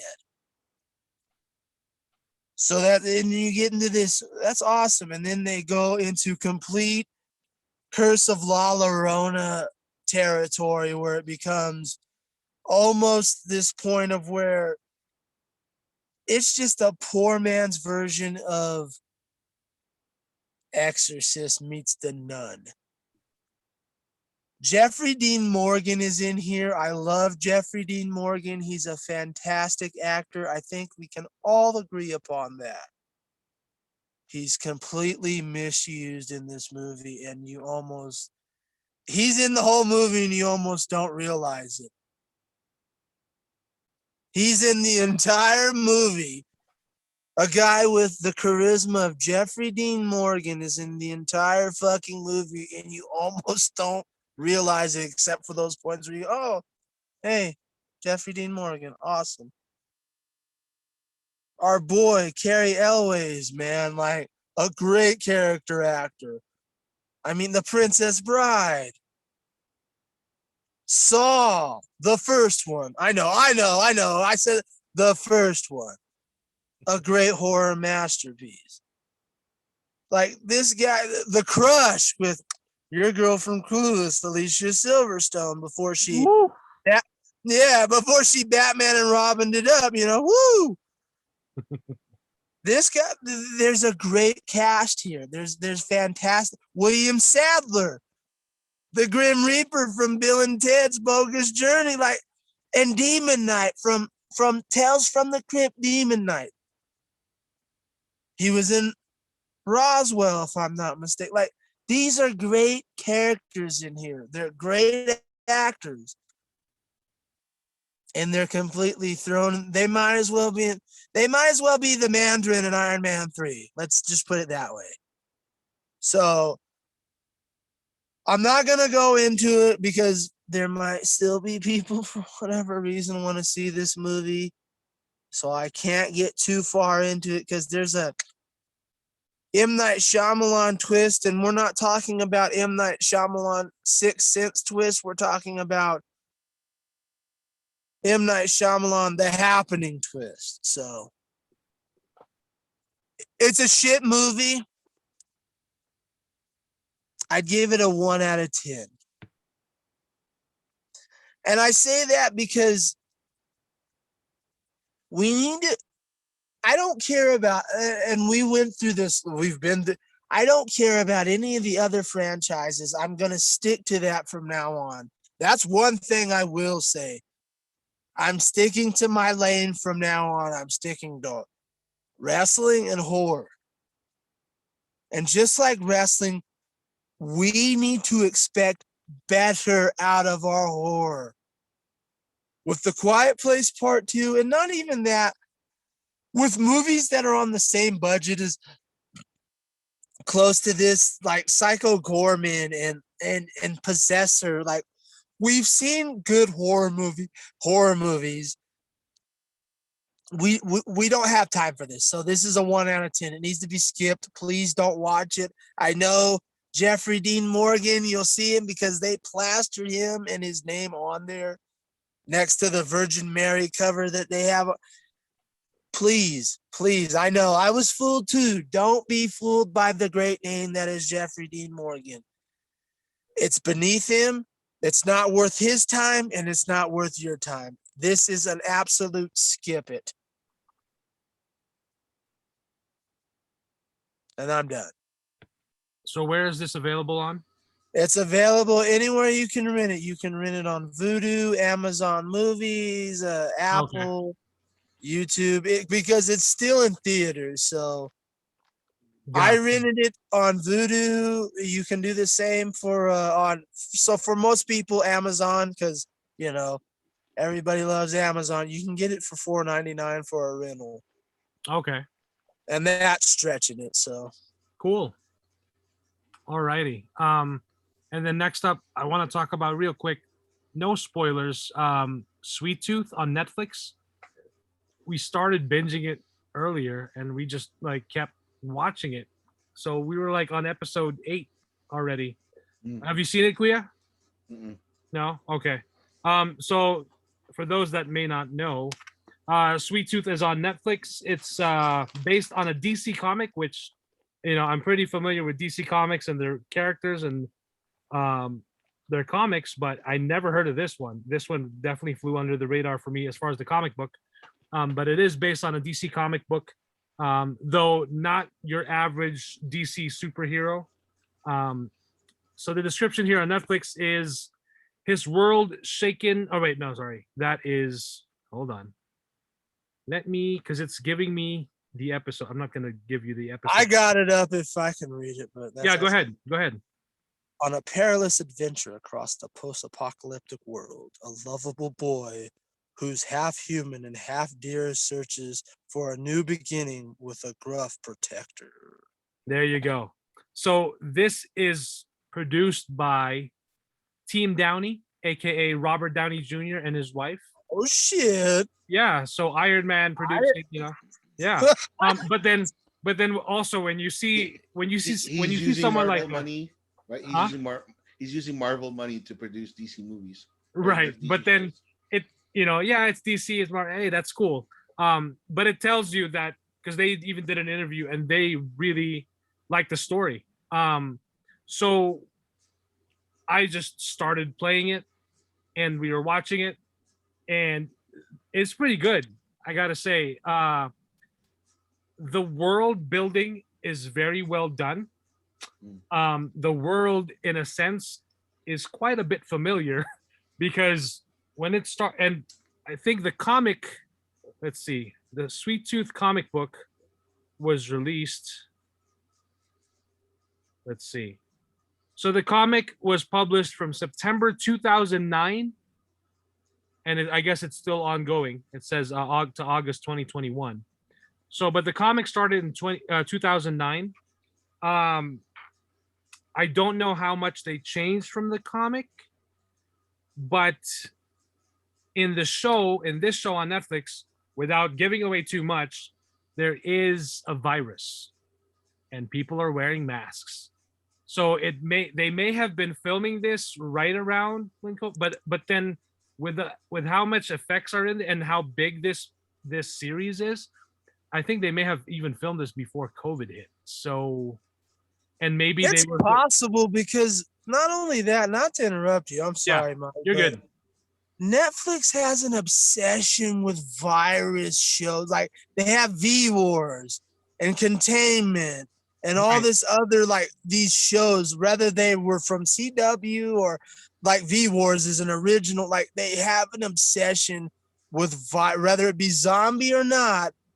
They have an obsession lately in the last 5 years with this virus taking over mankind type of mentality with their television. So right. It could be COVID. You could be right, but it also could be the continuation of this obsession that they have had. Yeah. And it always happens outside of when Stranger Things is off, off season. Right. So, but yeah, but then it didn't feel, because it still is a post-apocalyptic world. There's so much more to the virus, but then so there's the virus, and then out of nowhere there's these hybrids, which are basically babies that are humans and half human, half animal. So on their face, when you watch the trailer, some of them have have dog ears and a dog nose. Some have a pig nose, basically. So they're basically half human and half crossbreed of another animal. And Thanos' daddy is in this show, James Brolin. Mm-hmm. Wow. Okay. I didn't even know. I love me some James Brolin, man. And Will Forte? Yeah, Will Forte is okay. he's Now I gotta check it out with Will Forte and Thanos' daddy James Brolin in there. Woo. Yeah. Okay. Sorry. No, you're good. I just saw James Brolin and I'm like, because he's a horror movie icon, you know, with the Omniville horror. So I had to bring him up. Dude, when you get excited to see a show that I'm talking about, that makes it worth it. That makes it worth it for me. Like when I talk about Masters of the Universe, which you don't give a shit about, but then I'll reel in what's his name? Holy shit. Hold on. Masters of the Universe cast. I don't have the cast memorized because there's so damn much. I know. What's his name? It's longer than the Union of fucking World War II infantry. Yeah, like you say, like you don't give a shit about Masters of the Universe because it wasn't your thing. But when I mentioned that, Tony Todd is in it, and you get excited because he's in it, well, hey, at least I got the hook in, and there's a good shot that you check it out. And if you don't like it, you don't like it. But hey, at least I got you to check it out. So I'm definitely checking this out because it's very bingeable. And we just let it play. We didn't we only stopped like right around episode 8 because we had to get going. But we just left it go. We just kept it playing. And it's very well done. The story is very well told. And there's some really interesting characters in this. And it's live action, correct? Yes, it's live action. Some of the effects, some of the visual effects could use some polishing. You can tell that some of the animals are not, but then they're moving fast. It's not like they're moving slow. So I guess you can let it go. But then again, when you think about it, like Netflix has all the fucking money in the world. Why couldn't they, but who knows? But then again, if it gets the point across, whatever. But yeah, check it out. Bastards. Yeah. But yeah, I would recommend checking it out. It's pretty compelling. It's a pretty compelling story. And it doesn't feel like, yes, there's a pandemic, there's a virus, but it doesn't feel like they hit you over the head with it because that's just the reality of the story. And it doesn't feel like, oh, really again, And in this sense, it's kind of okay to watch it, at least to me, because for what's going on right now in the real world, I mean, we've got a vaccine, in that world, it's a different story, which I will not. Clicking in on my save it right now. Yeah. So check it. And then, because of course, the big reason why I checked this out was when I was listening to Fat Man Beyond and Kevin Smith talked about it. He was just like, blowing the lollipop of Sweet Tooth. But then he was asking a question like, is this show for kids or is it for adults or is it somewhere in between? But then when I watch it, I'm like, it must be maybe not for my daughter. My daughter would not. Maybe she'd be intrigued a little bit, but there's some serious stuff in here. There's some some serious stuff. But the cast is great. I'm loving the cast. The kid is awesome. This kid is pretty damn good, and I hope we will definitely see more from him. Mike. Yeah. What did Mark Bernardin say? I don't remember. Because since it's DC, it's probably like, yeah. So the cast. So James Brolin is the narrator. So you hear him narrating at the beginning and at the end of the episodes. What was that? I said that explains that then. Yeah. Because I'm looking at the cast right now. Yeah, I was like, "Where's James Brolin now?" Yeah, that makes sense. But yeah, the cast is great. So the kid's name is Christian Convery, and he's pretty damn good. So, but yeah, check it out. It's on Netflix. So if you've got Netflix, you can definitely check it out. Next up, I definitely want to hear this conversation. Superman and Lois. So let's do this. There you go. Yeah, I can't wait to talk about this. Oh, let's close the door here. So you go ahead. I'll let you go first because So I'm currently on episode 9, and I'm really liking what they're doing with the show. So I'll just I'm on episode. I just left off on episode 6. So okay, yeah. So I'm really liking what they're doing with the show and the characters. The writing is really good. Each character has something like it. It doesn't feel like someone is just left alone to not do anything. Like each character is well thought out. Isn't Jonathan left alone because he doesn't have powers? Huh? Isn't Jonathan left alone because he doesn't have powers? Yes and no, because Lois Lane doesn't have any powers. So, but she's not. Yes, she does, man. What's her powers? She has that killer punani that keeps a super. Well, that keeps of course, we all know that. Other than the awesome pizza box, what is her power? Hey, there you go. That's all you need, man. Her sense of journalistic truth. That's the real kryptonite. You know what I'm saying? But no, seriously. Yeah, the writing is really good, and I'm glad that Pinhead is giving it, and that when the fact that this is episodes ago when he said he's not just going to do his usual 3-strike baseball rule, he's giving it the full season, and we're getting 15 episodes for this, which right now they are currently filming more episodes for season 1 because they did get set back from COVID, I think the second time, but they're still working on it. So, but I do enjoy binging episodes and not just waiting one a week. So I really like that. But as far as Bad Batch and of course Loki, I like to see it like every week. But yeah, go ahead, Pinhead. This show's fucking awesome.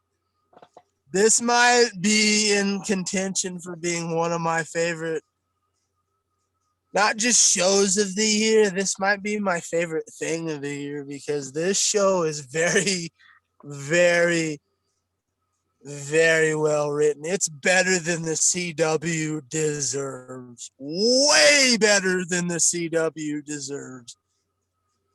I think I've mentioned this before, but for a refresher, this goes back to the time of when the writing was really, regardless of how you feel about it, when the writing was great with Buffy and the first couple of seasons of Smallville. And even those first season, like the first season of Roswell, like this goes back to when CW/WB, when they had the Dancing Frog, they actually gave a fuck about the material they were writing.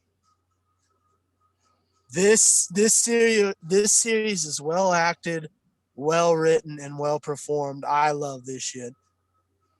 I don't know where they're going with it. I can't see where they're going, but I can't wait to see what they're doing, and I'll leave it at that. So MilqueToast Man isn't MilqueToast Man anymore? No. He's not only not MilqueToast Man. He is the ideal of what and I know not for you, Kuya, but for what average normie fans know about Superman. This is the epitome of what he should be. This is the best Superman we've had since Dean Cain. Ooh. Okay. Gotcha. And that's a huge turnaround because he was the worst Superman of all time. I'm talking about, and excuse me, best television Superman we've had since Dean Cain. I know. I know Mike was getting his dick about my boy? Well, let me. The best television Superman we've had. Mike started to there you go. I was like, what the fuck, man? Like, so there we go. I know the pitchforks and the torches were coming. Pinhead, we're gonna get that ass. No, the best television Superman we've had since Dean Cain, and I think he might even be better because he has better material to work with than Dean Cain had. If Dean Cain had this material, it would be no contest. But this young man has a lot, not just the visual effects in the suit, but the overall material is better. So just by proxy, he is better than Dean Cain. Maybe. We still have to see. We're not going to blow our load completely, but as we see right now, he's not milquetoast, man. Like he epitomizes. He not just epitomizes Clark and Superman. He epitomizes what it is to be a father, especially in the modern era. Now I don't know because I'm not a father, but I have a better understanding of what it is, especially to navigate teenagers with teen angst. It's especially with teen angst and powers. Yeah. Having to deal with that idea of like, I know what you're going through, but I don't know what you're going through because I went through it during a different time than you did. We're going like it hits on all levels. Like they really tighten up the writing. It's not perfect. Let's not be foolish here. But like I said, it's far better writing than the CW deserves, especially when you got dog shit like Supergirl running amok. Like it's fan and even worse than that fucking charm shit they tried to read like that and even worse than that, Kung Fu. Like when you got all these shitty shows that CW just is gleefully putting out, Superman and Lois is a fantastic breath of fresh air. It's a, as my boy says, chef's kiss. So there you go. Yeah, I almost wish that they could just move it to HBO Max, like the whole show. Yeah, so did I. You know, so I can binge watch it. I don't want to have to download an app to fucking watch it. Well, it's free. I don't care. You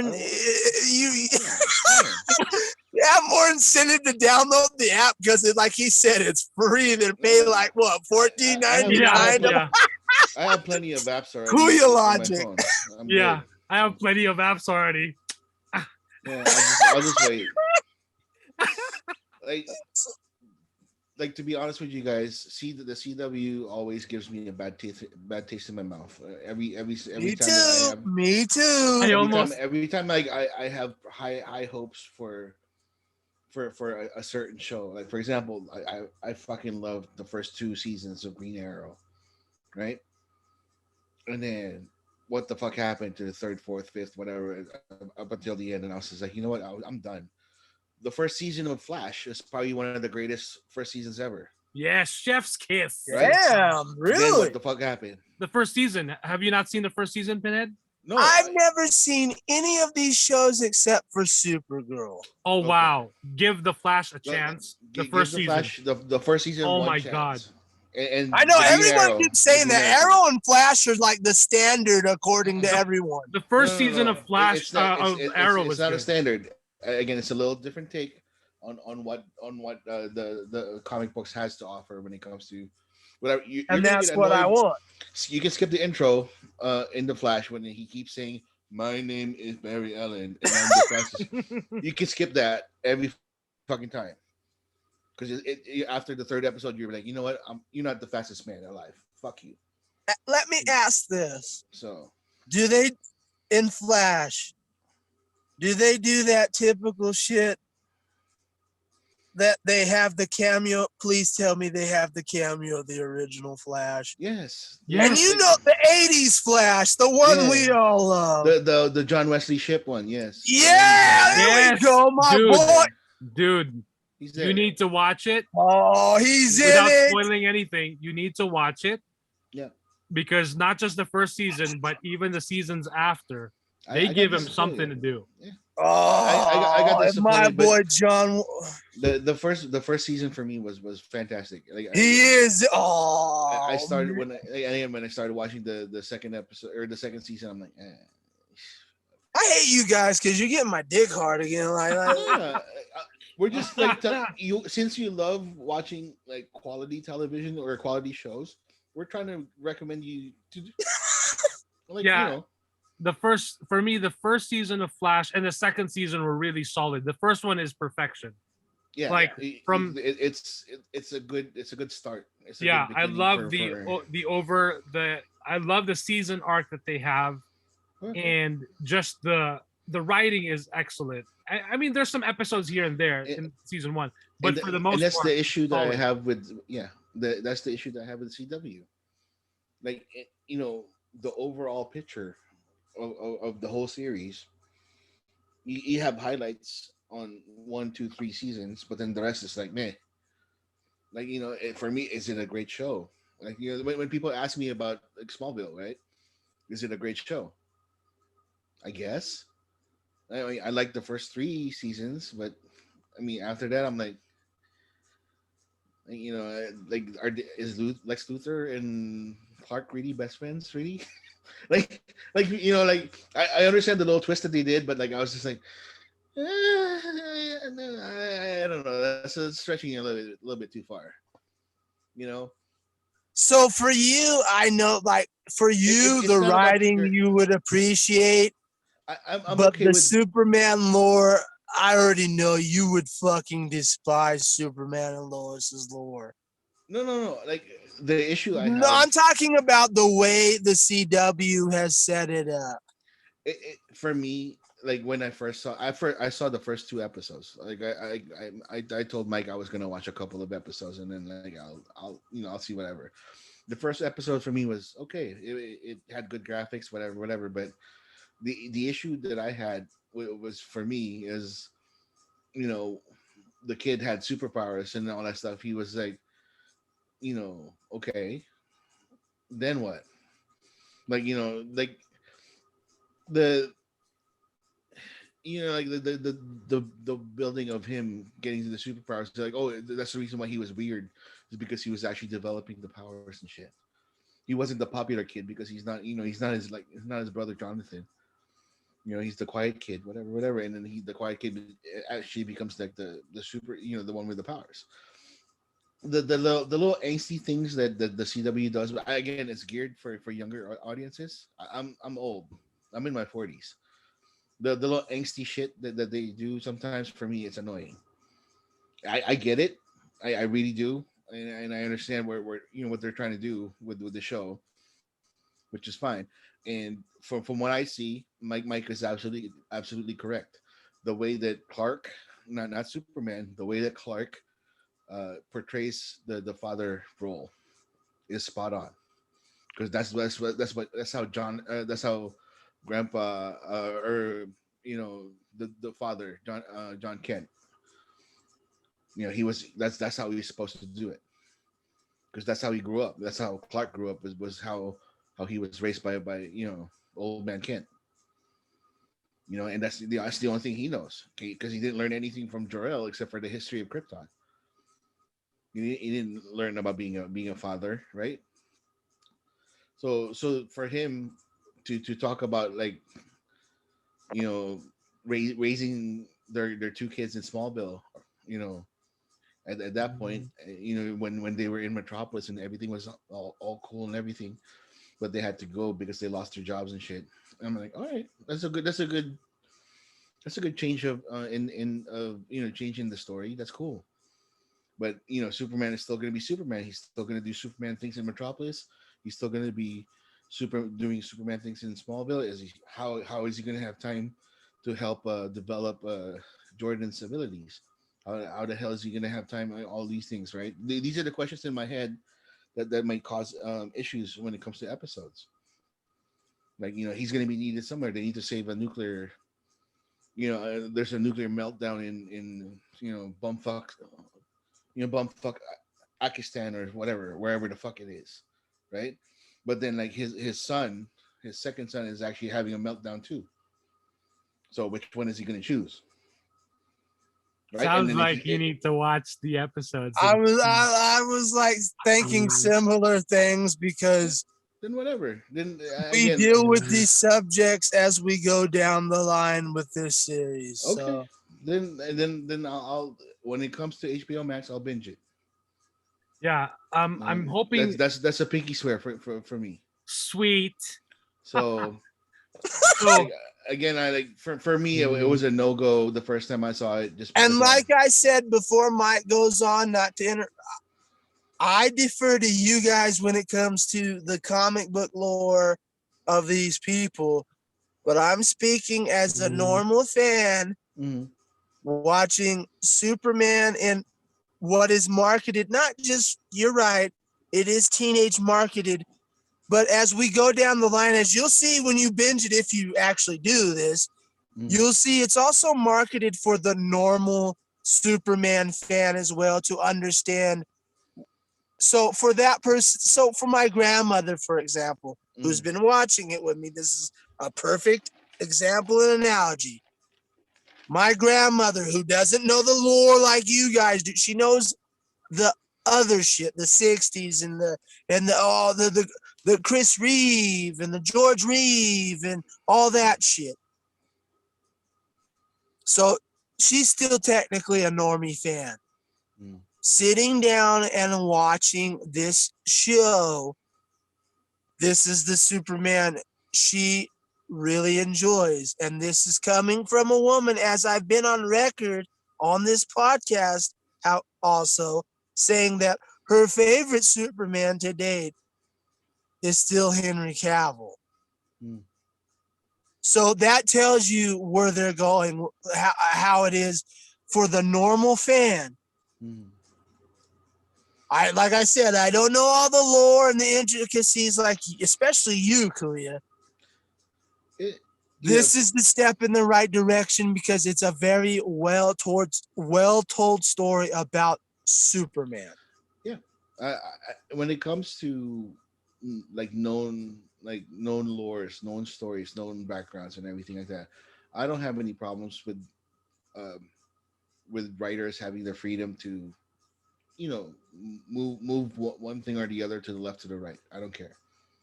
Like I understood what Zack Snyder had with Kal-El being loner, being like a loner, being introverted because he didn't know. Like I don't know anybody who can relate to me in this sense.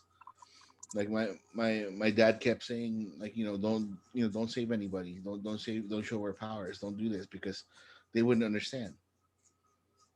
I can see that. I can see when people, when a dad would say that because he's trying to protect his son. He doesn't care about the world, about saving the world. You know. So if this is the CW's take on Superman and Clark and all that stuff, I'm all for it. Yeah, again, like I do have certain CW biases that I can't get rid of until until I can see clearly that there is a meaningful purpose for things, like teen angst, for example. For me, it's I don't fucking understand. Like they have the world, you know they have the world, you know what I mean, and they want more. Or if somebody says no to them, they fucking like, oh my god, it's the end of the world and I hate my life.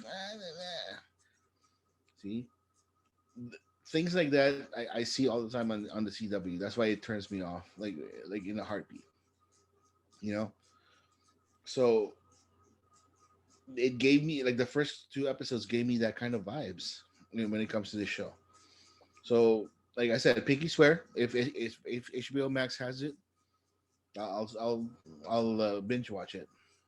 Yeah, I think they're gonna get it because they did when the show took a break for a bit because of the COVID outbreak.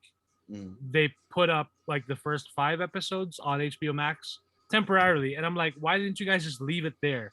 I like the HBO Max app because yes, we pay for it, $14.99 a month for it, but it's not like the CW app where sometimes when I'm watching on the CW app, it'll just glitch and mess up, and it'll boot you out too. Yeah, but like out of nowhere, you'll be watching it and it'll just boot you out if you're. Yeah, but fortunately, within the last week that I was using the CW app to catch up on episodes of Superman and Lois, I haven't had anything. I haven't experienced anything. So hopefully, neither have I. Like we binge watched like 5 episodes on a Wednesday, and it was perfectly fine. Yeah. So I don't know. Maybe they fixed it. Maybe they fixed it. Hopefully they fixed the bugs or whatever was going on. There's just so many damn ads, and I'm like, I don't mind ads, because it's free, but I'm already paying for HBO Max. I mean, I think if they just leave the episodes there, and I'm hoping that as soon as the season finale airs, the next day they have all of season 1 on HBO Max, because they're gonna get even more traffic and more people watching it once it's on HBO Max anyway.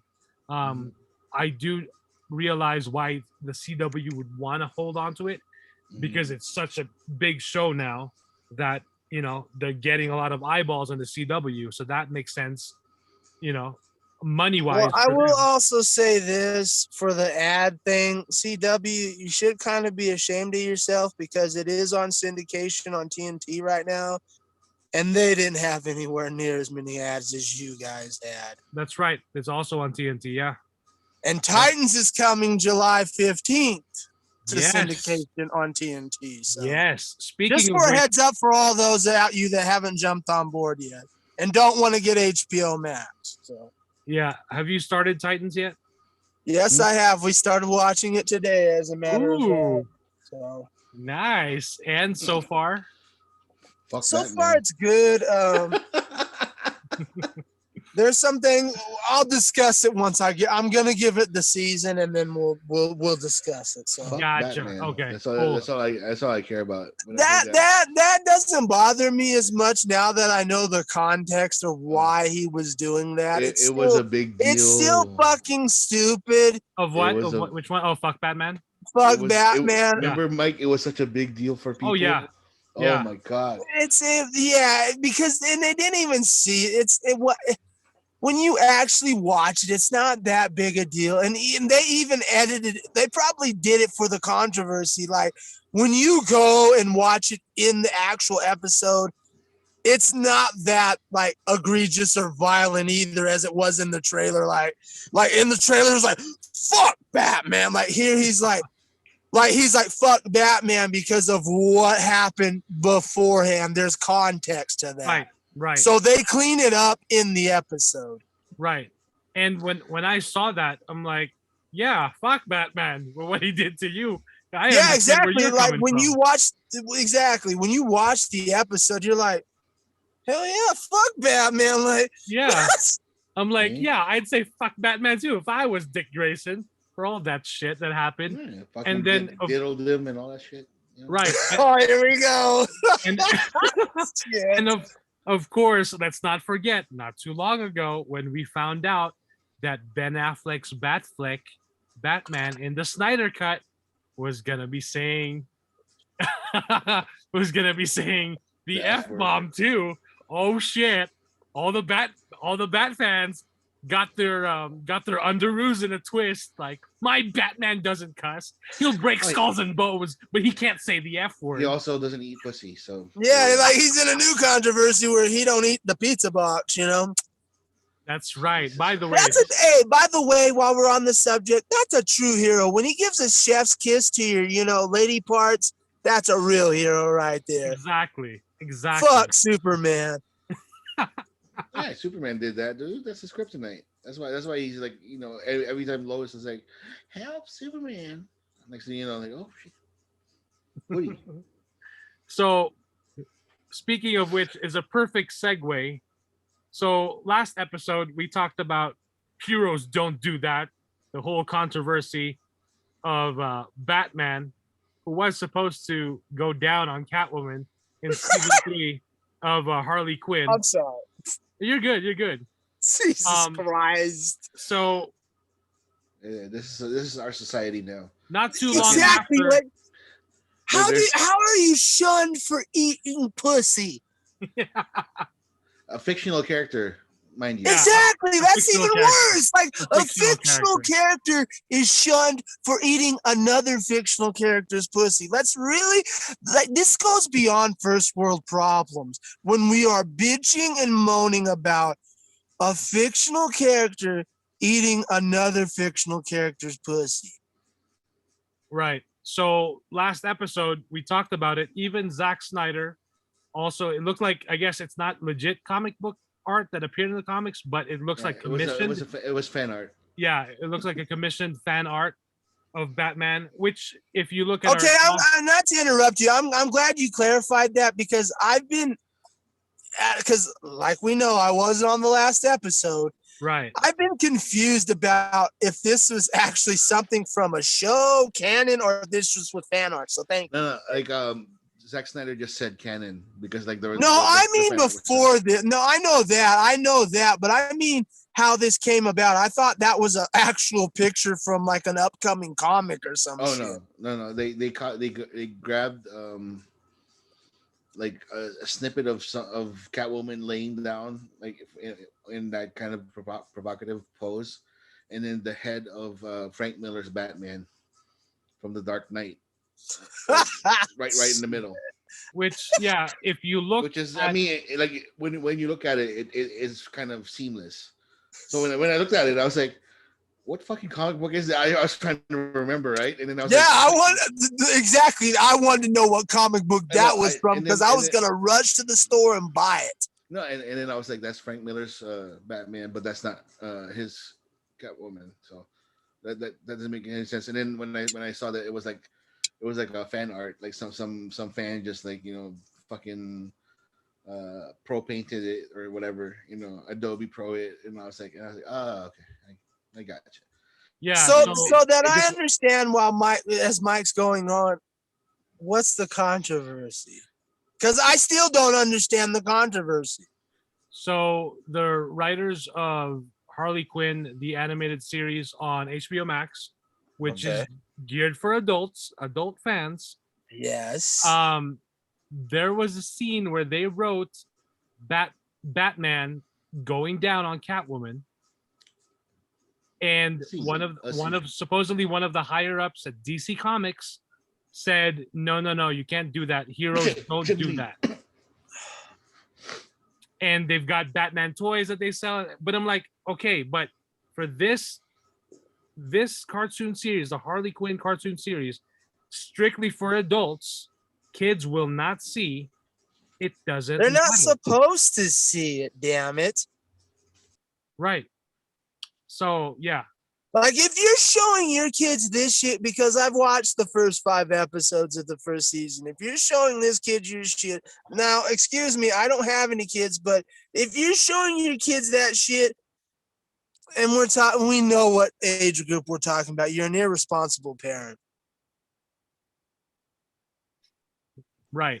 Or you're just like, yeah, my kid can watch. Or you don't give a fuck. Like if you were to show your daughter that show, I'd be like, yeah, no way. Dude, come on now. Right. Yeah. So that's the whole thing. And of course, the internet loves their memes, and all the memes exploded everywhere. And so Zack Snyder posted that image, and he just said canon.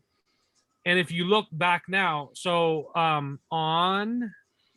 3 days ago, Zack Snyder tweeted the same thing on his Twitter of that image of Batman going down on Catwoman, and all it says is that it was report from the copyright holder, which would be DC Comics and Warner Brothers. Exactly. So that image was taken down from Zack Snyder's Twitter, all over Twitter.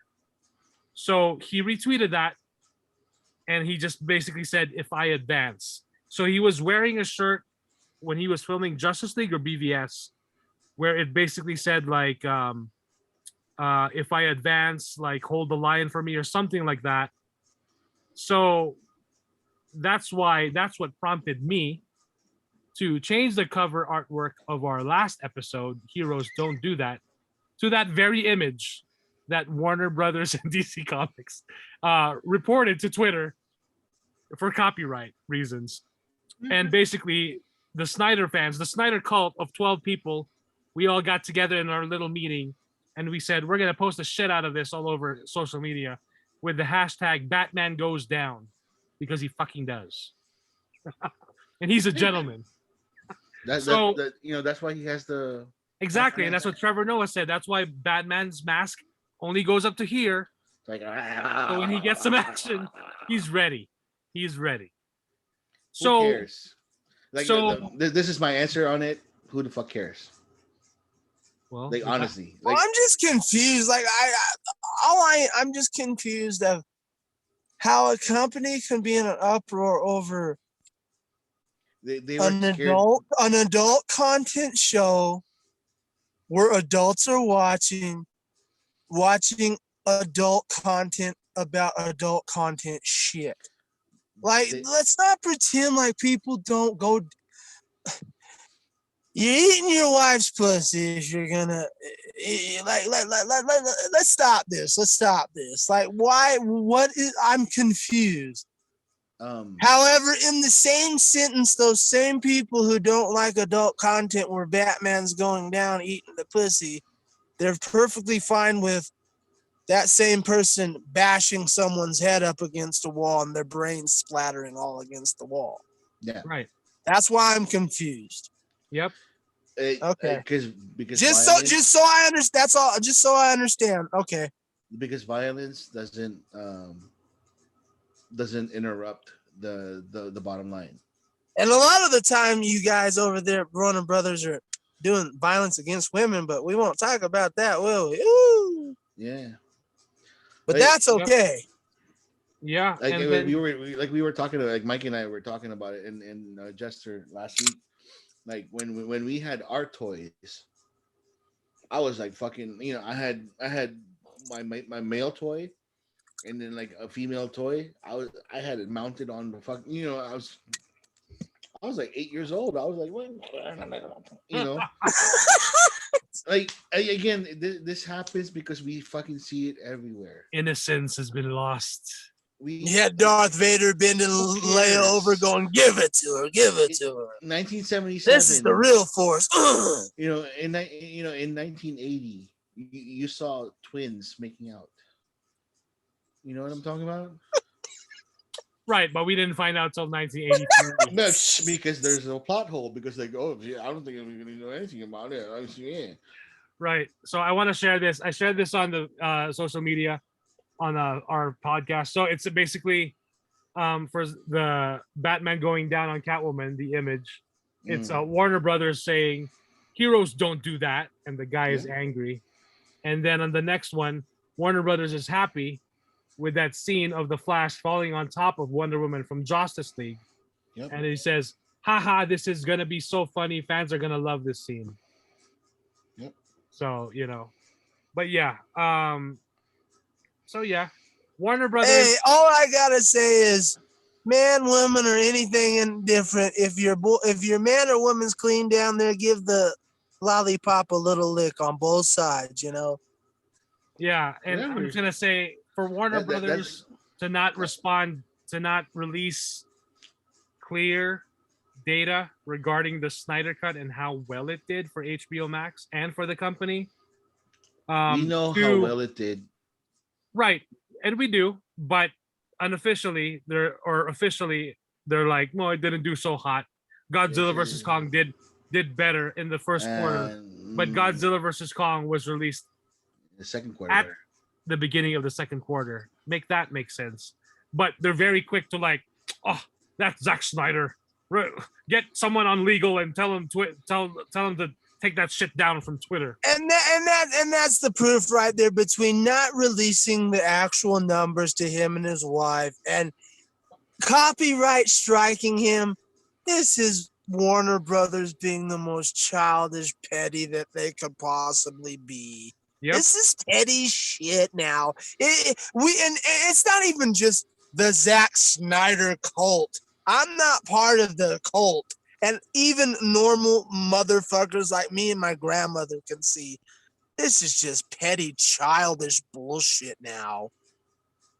Yeah. And she's not even in the know, and she's like, this is fucking childish. They just need, they need to fucking change everybody up there.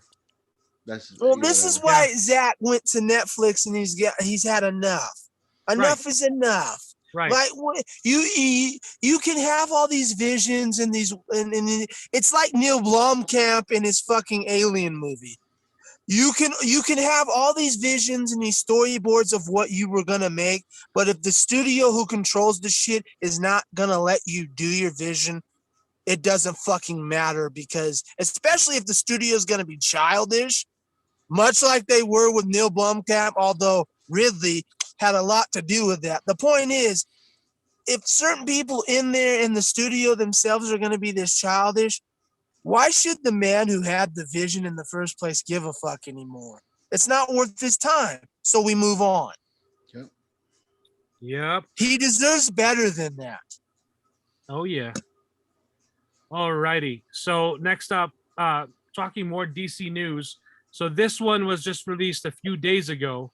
There's a Smallville animated series in the works.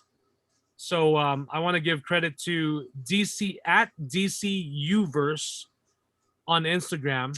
They posted a video clip of Tom Welling confirming that he and Michael Rosenbaum and as much of the original cast are working on an animated Smallville series. So, which was definitely some big news, especially for Smallville fans, because while it ended at season 10, 10 seasons, yeah, take that, Arrow. They did 8. But then, hey, what's his name? Stephen Amell, you're a pussy. Stephen Amell does give he gives credit to Smallville because that's what really started it as far as the DC shows. That's the one that really got it, like, before this Arrowverse, because in Smallville they did the Justice League there. They introduced all these other characters from DC lore. Everyone except for Batman in Smallville, because at that time, which they did, we were supposed to meet a young Bruce Wayne in Smallville, but Warner Brothers was like, we don't want to confuse our audiences, and we want Batman for the big screen only. Oh, so your Golden Boy Superman, it's okay for him to be on the small screen and the big screen, because 2006 was Superman Returns. Smallville started 2001. So by that time, Smallville was on its 6th or 7th season. It's not, he is a Golden Boy, but, but we love Batman better. Yeah, but Batman has more fans. And Batman's our favorite child, basically. Yeah. He's our special one. So yeah, Tom Welling confirmed it. So yeah, there's 10 seasons of Smallville. They did a comic book series, season 11. I'm not sure if they're gonna follow that for the animated series or they're just gonna start fresh. I read a little bit of season 11. I don't remember finishing it, so perhaps it's time to go back to check that out. And then of course, with the Arrowverse, we know that when Tom Welling's Clark Kent was reintroduced in the crossover, spoilers, he wasn't Superman anymore, which really bummed me the fuck out, because like, what are you talking about? So, and it's very clear that Tom Welling does not want to put on the costume, because at the very last episode of Smallville, while he did fully become Superman at the very last episode, the series finale, that costume was digital. Yeah, and it was shitty digital. Yeah.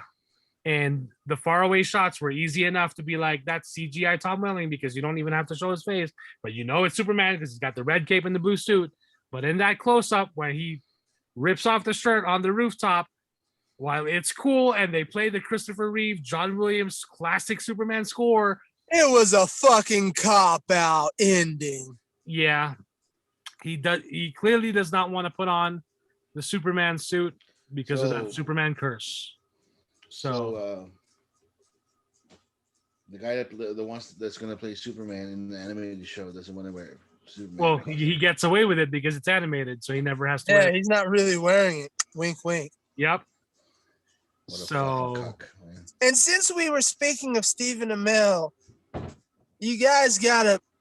I know I'm not the only. I can't be the only one excited for his new series, Heels. Like, Heels is gonna be, if they do this right, Heels is gonna be fantastic. It's gonna be it's gonna be a wrestling fan's wet dream. I heard about it when he was on Michael Rosenbaum's Inside of You podcast, because he loves wrestling. So, and this is proof positive that I knew he did, even before that, because I've been listening to interviews and the way he conducted himself in the match that he had. Right. This show is proof positive that he is a diehard wrestling fan, because this show is not about big budget wrestling. It's about independent territorial wrestling, which, unless you are a diehard wrestling fan, you know nothing about territories unless you're a diehard wrestling fan. So now, Steven, I love you. I cannot wait to see what you do with this show.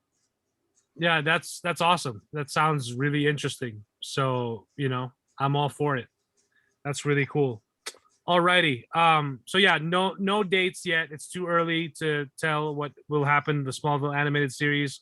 But I'm hoping we do get everyone back from Mike, since you said everyone, they're trying to get everyone. The girl that did the sex club, is she? No, Allison Mack? I don't think so. Damn it.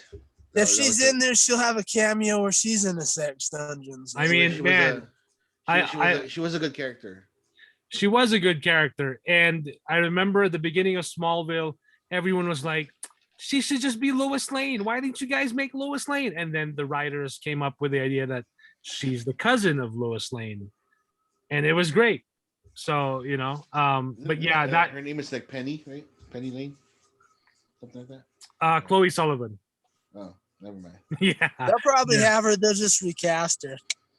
They might, or I would just rather, Yeah, because I don't know. I mean, I'd rather have her back, but who knows? Wait, it's weird because Michael Rosenbaum plays. Doesn't he play the Flash in the animated series? Yes. So Luthor now is going to be the Flash. Technically, yes. Or the Flash is going to be Luthor. Sure. Flashpoint paradox. So we'll see what happens. I mean, I'm hoping, it's got to be a series, right? Not just an animated movie, but at least a series. So we'll see what happens with that. So more DC news. We got a lot more behind the scenes photos from the Flash movie that is currently filming in London. We got a better look at the Supergirl suit with Sasha Kai in it, and it looks great. Although a lot of fans, quote unquote, were trashing it because she was on wires and her six pack, or at least her ribs, look weird. But that's because of the harness under the suit, which a lot of people just think like, "Ugh, that suit looks ugly. Her abs look weird. She's an alien." Like, what the fuck, bro? Like, I mean, she is an alien. Well, she is an alien, yes, but it's not just because we see behind the scenes photos. It's not necessarily meant for mass consumption. It's not edited. It's not. We don't know how it'll look in the film. There's color correction. There's visual effects. She didn't even have the cape for those close-up shots. There is a faraway blurry. It's gonna be a CGI cape, just for sure. So. Well, there is a shot, faraway shot of her with the cape on, so we know that there is a physical cape. So that's the same costume that her character had in the Injustice comic books. Right. So it's very true to those comic books, and it's confirmed that she will be playing Lara Lane Kent because of how the way her Supergirl looks. So aside from that, we got Michael Keaton, a close-up shot of Michael Keaton with as Bruce Wayne. He looks good. Looks damn amazing. Good. Looks damn good. As Bruce Wayne. Who would have thought that he would have looked even better with the white hair? Like, holy shit. His Mercedes, I don't know. I can't remember the model Mercedes, but it's a really long Mercedes. Definitely a fitting car for Bruce Wayne. Which, by the way, when you look at the Snyder cut, even in the Justice League cut, the car that Ben Affleck's Bruce Wayne uses is also Mercedes-Benz. And then Barry Allen, it appears like they're outside court. It looks like he's wearing a ring, and if you're a Flash fan, you know what that ring is supposed to do without spoiling it. We also shot the suit. Yeah. And we also got a shot of Iris West of what's her name? The actress. Cutie Pie. Yeah, Cutie Pie in the slow-mo with the hot dog. Kiersey Clemens. So she's also back playing Iris West. So she's there. But yeah, lots of cool stuff from that movie. I cannot wait until we get that first teaser trailer. So we'll just have to wait and see soon enough. And then of course Shazam, which is filming right now, Shazam Fury of the Gods. We got a photo of the Shazam family, the Shazamily, posted by Pony Smasher himself, David Sandberg. He posted it on his Twitter. He tweeted it before it was going to be leaked. So he knew that the leaks were eventually going to happen. And he posted the upgraded suits for everyone in the Shazam family.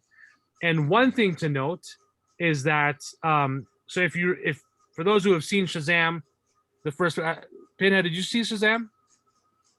Oh yeah. Oh, okay. So yeah, if you let me borrow it. The kids were much younger, right? The kids were much younger, and when they turn into the Shazam counterparts, it's different actors. But for Shazam 2, one of the actors is actually playing her kid version, or not kid, but her teen version and her Shazam adult version. So they just instead of switching actors, it's just the same actress who's playing that role. Mary Marvel, right? Yes, Mary Marvel, who is played by, man, I'm looking for that quote. Why can't I find it whenever I'm looking for it? I take all these. All I care about is Megan Good looks awesome. Oh yeah, the upgraded suits look so much better than the first version. So yeah, and then Mary Marvel, Grace Fulton. Yes, thank you. Yeah. So David Sandberg's explanation for that is that basically it works for Wonder Woman, like Diana Prince. No one recognizes her as Wonder Woman, and then she can be Wonder Woman. She just wears her hair and her makeup differently than when she is, being out a superhero. So it'll work for Mary Marvel as well, because when she's human, she's wearing her hair and her makeup differently, and when she's Mary Marvel, she's different as well. And of course, a lot of some people will just complain just to complain. Someone even said "Oh, so that's not the Mary Marvel we knew." So which of the girls had to choose which one wears pants and which one wears a skirt? And someone posted an actual picture from the comic books and said, "Well, it's pretty fucking comic accurate because Mary Marvel does have a skirt in her outfit, and what's her name? The other character." Megan Good had no pants. Megan Good's character really does have the pants in the comics itself. So what the fuck? We're just complaining just to complain. Just because it's not a Marvel, it's not a Marvel movie. Let's shit on this one. We're really at this point in humanity where we're complaining. We're complaining about slacks versus shorts. God, yeah. Really? Pretty sad, isn't it? It's fucking pathetic. It is. This is beyond, like I said earlier, this is beyond first world problems. This is pathetic. Yep. Just enjoy the fucking properties you're given. I know. Yep. So, and then next up, of course, we got a brand new Shang Chi trailer, which I'm out. That actually got me more excited to watch the show or the movie. Yeah, it's a way better trailer, very entertaining, lots of cool action, which the first trailer had, but there was just something about this that just had more energy to it. That was really exciting. And we do get a glimpse. Some were saying, is that Fing Fang Foom? It is? Okay. So, gotcha. Well, some are, I guess, spoilers, oopsies. But then, Yeah. so at the Lego set at Target, they have the Lego sets of Shang Chi, and even the toys in the toy aisle. There's a white and red dragon. Hmm. So is that Fing Fang Foom? Yeah. Oh, I thought Fing Fang Foom was a green dragon. Hmm. I remember Fing Fang Foom. I had a trading card, a Marvel trading card of Fing Fang Foom, and he was a green dragon. It's the MCU. They can change whatever they want. Of course they can. Ah, gotcha. And then The dragons look better as green and or white and red. So. Gotcha. All But righty. So again, the action Well, scenes from look this great. picture, Fing Fang Foom's all green. So Yeah. yeah, But the one action scene, the one part that my Annika and I saw that we were like whoa, um we were like all surprised at was Michelle Yeoh doing the Crouching Tiger thing. yes, I was like when I saw that I was like ooh. yes, that was cool. That was Like, really cool. I love me Michelle Yeoh. Michelle Yeoh is one of my favorite action actresses ever. So Yeah, I can't do want to wait. mention it looks like there's a fight club of sorts where we see Abomination from the Incredible Hulk. The Yeah. 2008 Incredible Hulk movie Yeah. is back. And then it looks like he's fighting Wong. Yeah. Wong, who loves Beyonce from Doctor Strange, Yeah. is back. So really interesting stuff. I'm just excited to see it, but I'm getting really hyped to see Black Widow fairly soon. It's been 84 years. Yeah, So I mean like it's one of those things I'm like, yeah, let's just fucking get it over with and let's just yeah. watch it. I'm really excited to see David Harbour as the Red Guardian and Rachel Weisz as the mom. I can't remember her character's name. And what's her name? my baby, Oh my Florence goodness. Pugh. Florence Pugh. So early buzz, without spoiling it, about Black Widow. The early positive reaction is that everyone else shines except for Black Widow because we've already seen so much of her. So, but who knows? I mean, we could all, who I'm gonna knows make a what'll happen. prediction and say that Rachel Weisz will steal the show. Yeah. I'm just gonna say that. Okay. Just I'm kind of, yeah. because like Rachel Weisz is like she stole the show from the Mummy. Yeah. Let's be clear about that. Like Brendan Fraser was funny, but it Oh was yeah, all especially but- in the Mummy Returns when she Yeah. turned into the the little ancient. fighting. Yeah, the Oh little yeah, fighting and girl. she was Yeah. wearing that bikini. Holy shit, dude! Yeah. Holy shit! I'm Yeah, like, so, you guys know what's up. Yeah, and then Florence Pugh is probably going to be the second. She's going to be the second one that's going to steal the show. Harbor's going to be there for the yucks, just because. Right. David Harbour's going to be there for the yucks. And Scarlett Johansson's going to be there as the Asian representative for. Oh man. Oh, and then we also got a new Snake Eyes trailer. I told you, Mike, I wasn't really into that when I first saw it. Yes. But when I saw the fucking action scenes, I was just like, much better, right? I'm not really fond of the actors that was there. Mm-hmm. I mean, it's GI Joe. I mean, like they're gonna be introduced to people, whatever, and then the whole point is all I saw was fucking Snake Eyes kept on talking and talking and talking and talking and talking and talking and talking. This guy was mute. Right. So at a certain point in this movie, either somebody cuts off his tongue or he takes a vow of silence. Right. Or some shit like that. Right. Because for me when I saw the trailer, I was like, oh, action scenes, okay, cool. You're gonna pass 3 tests and see whatever. Yeah. I'm like, okay, well, pass 3 tests. What's here? Then you'll have our access to our powers. G.I. Joe didn't have any powers, but they meant like we're gonna train you as a ninja. You're gonna have access to our resources. Sure. I'm surprised that they did not mention the clan, the name of the clan. Like I just like to hear it. Like, can someone just say it? Like Arashikage. Like, come on. Like, holy shit. The only clan that I know. Ku Klux Klan? No, Wu-Tang. Oh, the Wu-Tang Clan. Oh, okay. Oh, baby, I like it raw. No. Oh, baby, I like it raw. Again, it looks interesting. So it like, you know, I'll end up probably watching it, just because it's, you know, it's whatever. But like, I'm not gonna be like, oh, I'm so excited to watch it. But Shang Chi got me more excited now, just because I saw a little bit more.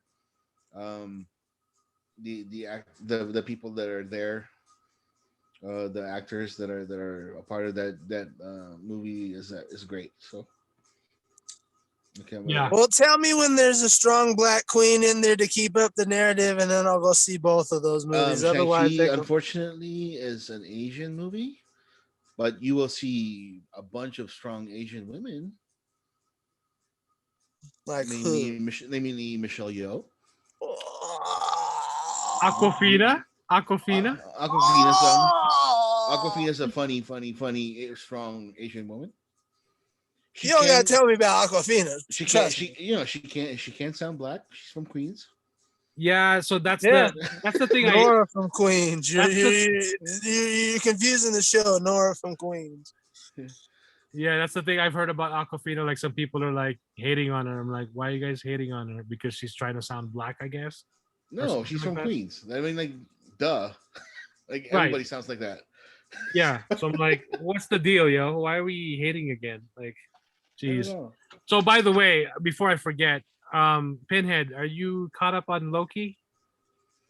Yes, I'm caught up on Loki. Ooh, okay. So this I've been waiting to hear. And what do you think so far? Man, that show is trash. Okay. Like, the last episode kind of pissed me off because I understand why they did it, but the reason that kept me engaged whatsoever was completely taken out, which was the Owen Wilson chemistry between him and Owen Wilson. That was completely taken out of this episode. Mm-hmm. I understand why they did it, so we can understand the low-key fucking... I'm so sick of this cosmic universe bullshit. Like, this is so... I've never since professional wrestling have I had to navigate such convoluted, overbloated storylines. Like, it's like watching professional wrestling again. Watching a Marvel IP is like watching Monday Night Raw or AEW. It's like, it's great action at points, but for the most part, it's overblown, convoluted storylines that are unnecessary. I hate it. So I love my strong black queens in there. I really do. I'll give you credit, especially that big beefy one, you know, that beat the shit out of Loki. B-15. When she gave him the beat down, I was like, get him, baby. Yeah. Whoop that British bitch down, because, you know, let's get real. British, you need to taste the boot from our black queens, but it's just revenge, you know, for the Revolutionary War. Anyway, that's great, and I loved it, and I love seeing my girl as the judge. She is a fine, tasty bit of milk chocolate. Like, she's a great actress. Yeah, and Justice, and I love that. Justice said that she was white last episode. Who? Jester last week said who was white? The judge. When did he say that? Remember, he's like, you know, because I said there's two strong black women in the show. No, there's not. I'm like, the judge ain't black, and I'm like, I don't remember that. You said that? I don't remember that. Oh. He was like, oh, I stand corrected. I definitely wasn't here because I would have checked his ass. Oh yeah, no, but I said, like, it's okay. You know, you're wrong. Yeah, I don't know. There's two. Yeah. There's two amazing black queens in there, and you know, you might.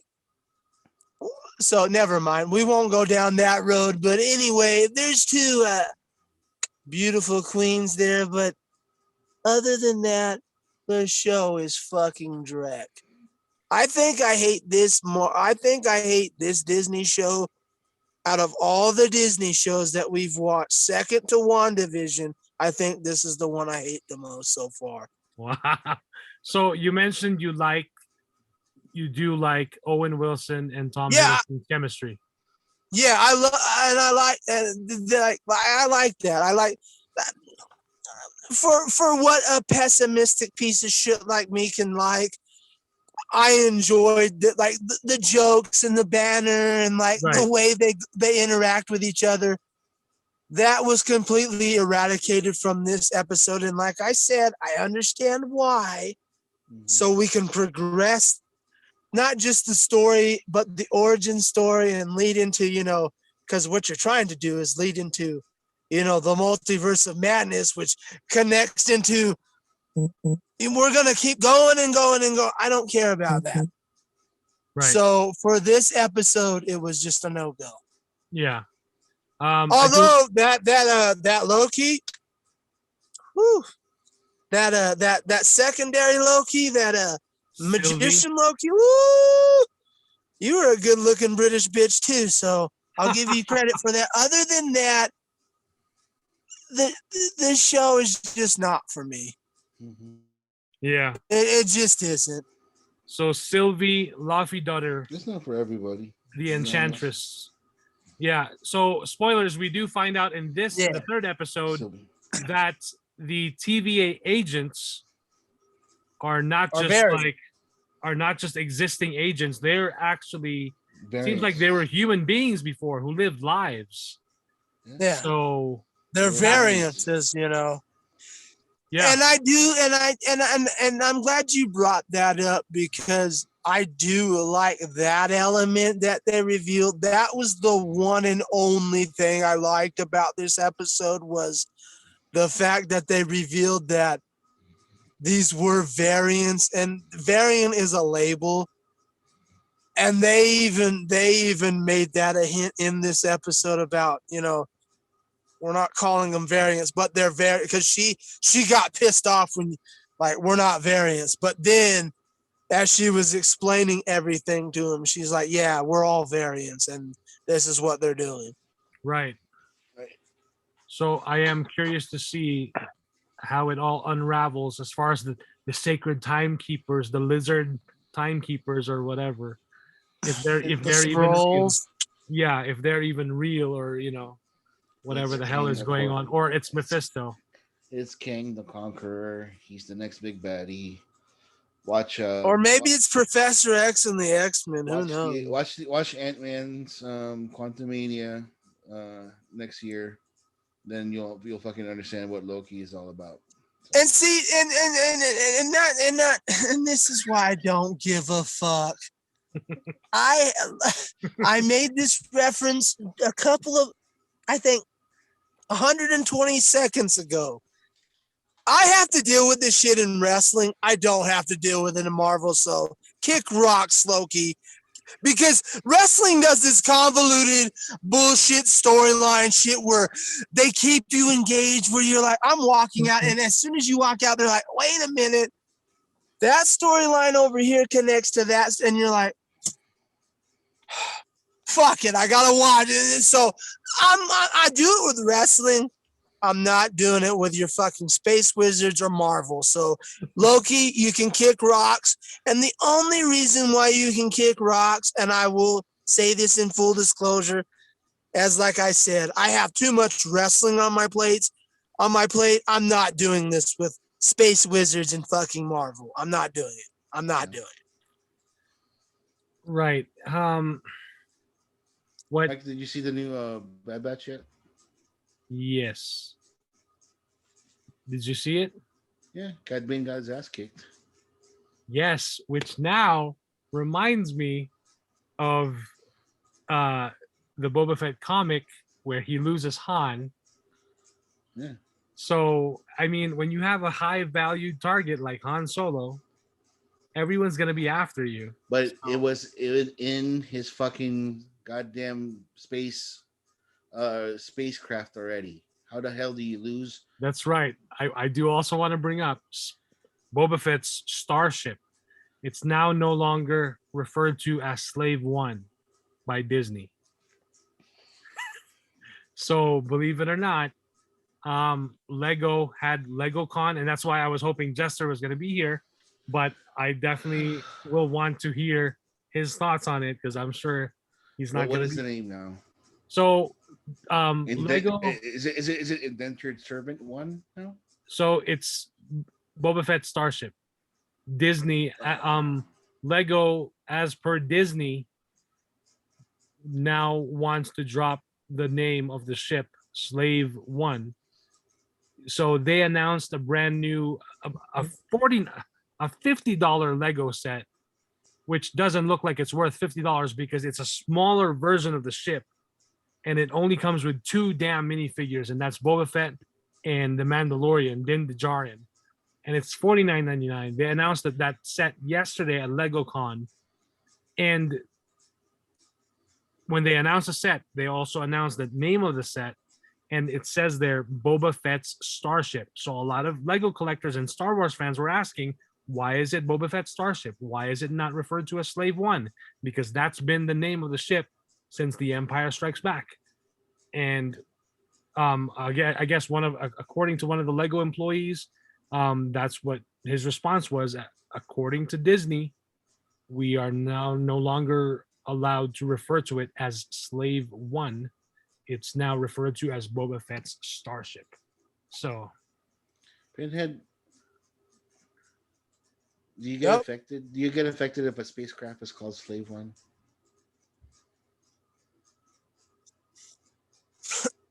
So why? Why? No. Why are you asking me? I'm just asking, just because, like, you know, if people get triggered when they hear the word slave, like for me, I understand what the word slave is. Exactly, and it doesn't. It's and so we understand this. Slave is not mutually exclusive and solely to Black people. Exactly. Slavery came well before American slavery. You can look that in the annals. Now, if it was called, Nigga One, then we could discuss it, but it's called Slave One. And I hate that I had to do that, but I know where we're going, and slave is long before American slavery, but it would be different if it was blatant, And Black bastard one, Then we could start talking about racism. Yeah, that's why I stop the bullshit. That's why I ask you, because you know and this is where we get into this over cancel culture nonsense. Mm-hmm. It needs to stop. So Disney is probably just nipping things in the bud, so just to get rid of any sort of controversy. Yeah, they just want to get ahead of it. So just want to get ahead of it. But is it really a controversy? It's not. No, but unfortunately, that's where we are in this country right now. Right. I said over and over again on this episode, first world problems now have become like something. And it's disgusting because when you do this, and I know you don't like, a lot of people don't like to hear it because a lot of Republicans use this as talking points, but it still doesn't take away from the fact when you do this shit, you take away from real bigotry. You take away from real racism. You take away from real misogyny. And when people that actually could be allies to stop this shit, they don't want to hear it because you keep doing nonsensical first world bullshit problems like this. Right. So ever since I was first introduced to Boba Fett, and then I looked up like his spaceship, and it was called Slave One. To me, even as a kid, I easily connected that to, he's a bounty hunter. So when he captures someone, he enslaves them. Exactly. That's it. That's what slavery and enslavement is. Right. It's not mutually exclusive to a color, race, creed, or gender. Right. So, it's property. If we're gonna be honest about it, it's called property. Yep. And then that's so a bunch of there's a bunch of memes going on around now. So one of the things was, of course, in episode 1, when Padme is first introduced to a little Anakin Skywalker. Anakin Skywalker says, well, of course, this is Padme's first time in the Outer Rim on Tatooine. So she doesn't know, she's experiencing it for the first time. She doesn't know what's out there. So when she meets Anakin, she's like, "You're a slave?" And Anakin's like, "I'm a slave. I'm a person, and my name is Anakin." So there's some memes going on around now where instead of her saying, "So you're a slave," like it's just, "Oh, you're something else." So I was like, "Oh my god, like why?" So you're him? I'm they. I'm a person. So, I do want to mention, so about just going back to the Bad Batch episode, this was really cool. We got action, and I think for me, Fennec Shand and her role, or her as far as like her reputation, has gone way up because she went toe to toe against Cad motherfucking Bane. Yeah. For her to go toe to toe to him and pretty much almost like defeated him. Like the fact that Cad Bane even recognized her. Remember, like when he said it, like in that southern drawl, right? Fennec Shand, right? You're way too young to deal with me or whatever, right? Yeah, right. And this episode just proves how rich the Star Wars universe really is with characters, because most of the episode did not even focus on the Bad Batch. You had these 2 bounty hunters who were fighting, and of course Omega, who was trying to get away, and Toto, a droid, Cad Bane's droid. But mostly the action was on the 2 bounty hunters, and that's why it just the proof is in the pudding as far as Star Wars having this rich galaxy, because you've got all these characters which you can tell so much stories about. You've got Jedi, you've got Mandalorians, you've got bounty hunters, you've got clones. The clones typically should have just been clones, an army, and that's it. And yet in the Clone Wars, Dave Filoni and George Lucas and everyone else were able to humanize the clones.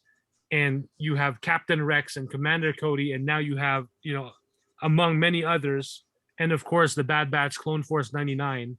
But this episode was definitely a standout, and it just keeps getting better and better. And I like that. I like that. By the way, Toto's a great band. So yeah, there you go. Yep. What were you saying, Kuya? I like the little prototype of a side character in The Last Jedi. Spoilers. The prototype. Did you mean Snoke? Yeah. The prototype. It did kind of look like Snoke. A little Snokish, right? A little Snokish. But I want to say it looked like an early Kaminoan. It looked like early version. Like I said, it's a prototype of Snoke, because it's not a complete Snoke. Because if you look at Snoke as its own, it's like a mixture of like some sort of Kaminoan and something else, because of how tall Snoke is. That's true. That is true. So yeah. I also want to mention, this is the big spoiler right here. We find out that Omega is a Generation 1 clone, which means she is the sister. She's a Generation 1 clone of Jango Fett. So which basically is she's an equivalent of Boba Fett. So she's essentially a sister or a clone of Boba Fett, just a female version. So there you go. She's not a Palpatine. She's not a Snoke. I wanted her to be a Palpatine. I was just like, God damn it. She is a Fett. Omega Fett. Omega Fett. I think it's got great potential for story. Man, it just, eventually I'd want to see what Boba Fett thinks about this when he finds out. Like, what does he do? I have a sister. Yeah, but let's make sure they make out first. He'll be like this. He'll be like this.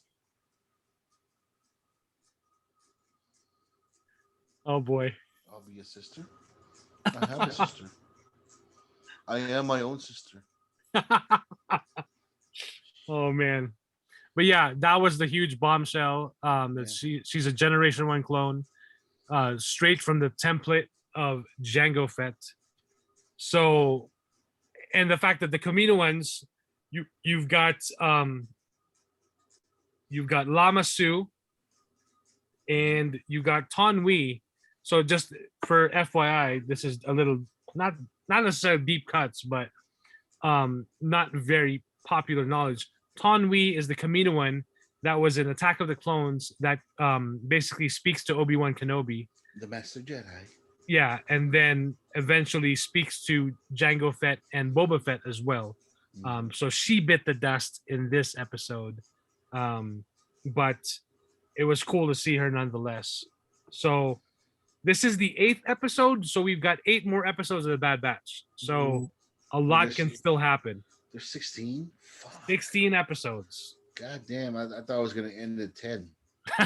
Nope. Jesus. 16 episodes. So, which traditionally, the Clone Wars, one full season was at 22 episodes. So, but who knows what we're going to get in the next 8 episodes. I'm definitely curious to find out. So, alrighty. Yeah, Bo was like, "You kidnapped my sister," and then he got shot in the head by Cad Bane. Fuck you, boy. Which, by the way, Jester mentioned. So Cad Bane, when his hat comes off, he's got like a plate. Yeah. So if I'm not mistaken, I could be wrong. Jester can correct me if I do make a mistake on this. But there's a deleted scene where Cad Bane was shot in the head by Boba Fett, and so that plate is where Cad Bane got shot by young Boba Fett himself. Yeah, so then Boba Fett got shot in the head also by Cad Bane. Did he? That's why there's a dent in the fucking helmet. Remember? Oh, that's right. I can't even remember. That I think that's the you got it backwards. Well, if I'm not mistaken, because Cad Bane was the one that shot him. Yeah. There's a deleted scene where young Boba shoots Cad Bane, but it was a deleted scene, which I think now Dave Filoni. I don't know why you had to ask Jester. He remember a couple of episodes ago or a couple of podcasts ago, he turned in his fucking Star Wars card. Well, I like to give him the benefit of the doubt. He is the resident Fett fan. So, I want to give him that respect. Because I'm a generous guy. Fucking Fett fans, though. But hey, if you give Fett fans an inch, fucking they'll take the whole foot. You know what I mean? They're gonna smash you in the face with that Gaddafi stick, like Boba Fett did. Oh, Boba Fett! Oh, badass! See, I think this could have been really cool potential though, because I always thought like there was a fan theory like around episode 2, like if Boba Fett was gonna appear, someone would assume Boba Fett's identity, and it would have been like a female, but you never know. No one would ever know until much later. So remember the books about the twins, the Boba Fett character that was actually a female. Was that Omega or was that the mom? That's a good question. Was that Padme? I'm not sure. That's a good question. Because the Boba Fett in that book was a female. I do remember reading a fan theory. Someone said like, "Oh, it would be cool if Padme, instead of dying, just assumed the role of Boba Fett." So that's why, because Boba Fett is close to Vader. Her heart was broken.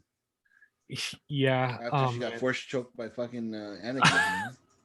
That's I wish that could have. That's one of the things that I wish could have been polished by George Lucas as far as her dying. Like, she could have died in a blaze of glory, trying to protect Anakin or show him that she loves him, and Palpatine kills her. But that's the thing. The thing about women in the Star Wars lore. They don't die with heroic deaths.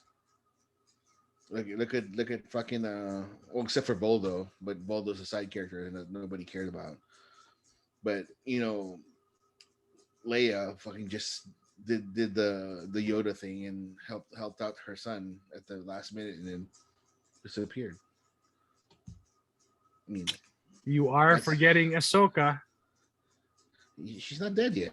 Well, in Star Wars Rebels, she sacrifices herself and fends off and saves Kaden and Ezra, and she fights Vader. And But because Ezra is in that little pit of like time travel bullshit thing with this is the mirror before that thing. happens. This is before that happens. It could happen again. She hits Vader. She gets Vader. His helmet is cracked open, and Anakin's voice changes, and he's like Ahsoka. It's like one of my favorite moments in Star Wars Rebels too. It gives me the fucking chills. And he's like Ahsoka, and she's like, "I won't leave you, not this time." And I'm like, "Oh my god!" And she sacrifices herself. I know, but then that's the thing. Like Vader survived that fucking episode, but Ahsoka didn't. Maybe Ahsoka disappeared because somebody grabbed her at the very end. Well, at the end, like it's left very it's ambiguously if she's dead or not. But exactly. Right. They left it, dead, Man. Yeah. There's no way Filoni's gonna kill her off like that. Dude, that's his favorite character. There's no way. Well, that's his baby, so that's why, But and hey, again, now we got Ahsoka and Rosario Dawson live action. But so I just want somebody here, like a female, to do a heroic death in that sense. I really wanted Princess Leia to do that space jump to help the rebellion. That would have been the most gangster. Like you've seen The Last Jedi, right, Pinhead? Remember that part where the vice admiral turned the ship around and then went into hyperspace and destroyed all of the fleet. Yeah. Wouldn't that be cool if it was Princess Leia in the driver's seat doing that? Yeah, It would have been more gangster, right? Yeah. Because the thing is, like, she was willing to die for the. You're talking about Holdo. Yeah. Holdo my beer. Holdo my blue milk. Well, I show you how it's done. And then Holdo in this Rise of Skywalker would have been the person in charge of the rebellion, and then the tension between her and what's his name, builds more character, and the Rise of Skywalker might have been a little bit better.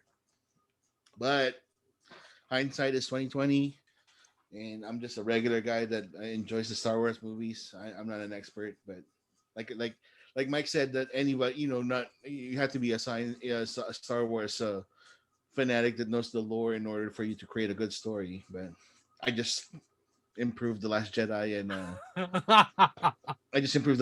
The Rise of Skywalker, but just by. I didn't clearly say that you have to be a fan, or that you have to know the lore. You have to at least be a fan and have an appreciation for it. Yeah. Which you are a fan. So I like the movies. That's why. So, and this is regarding to the group discussion chat, which, Let's talk about the article. Let's talk about the article because that seriously pissed you off. So we have Star Wars: The Acolyte, which is supposed to be a Sith focused series. This shit. Never mind. Okay. So this is from Screen Thrill. Acolyte showrunner Leslie Headland did not want a quote Star Wars writers room full of quote Star Wars diehard fans.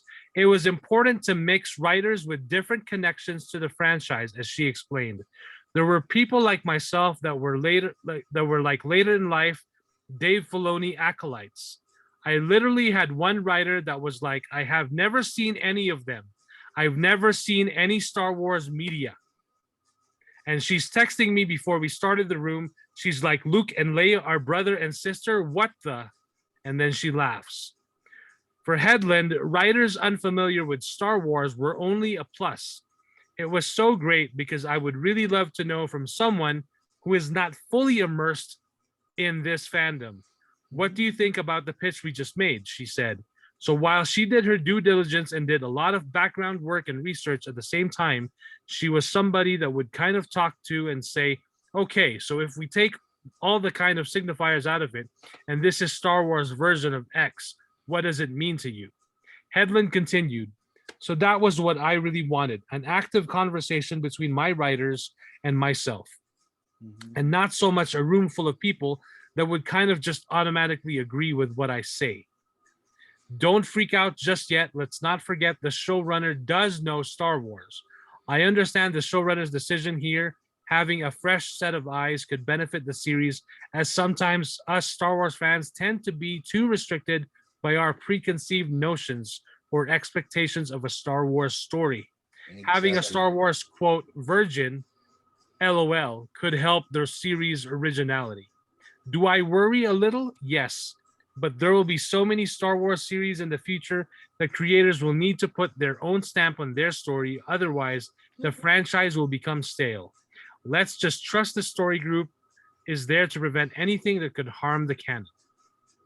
So, like for me, again, because this is based on the Sith, and there's a lot of Sith legends and Sith lore that we are aware of. This might be a good chance for us to deep dive into things outside of what we know about the Sith. right. You know what I'm talking about? Yeah. We can talk about like how why the reason for the power the two versus like a group of Sith, a group of whatever. We understand that Revan, was it Revan, Darth Revan, that said who was the one that did the power of two? It was That would have been it wasn't Revan. It was Bane. Bane. I think it was Darth Bane, right?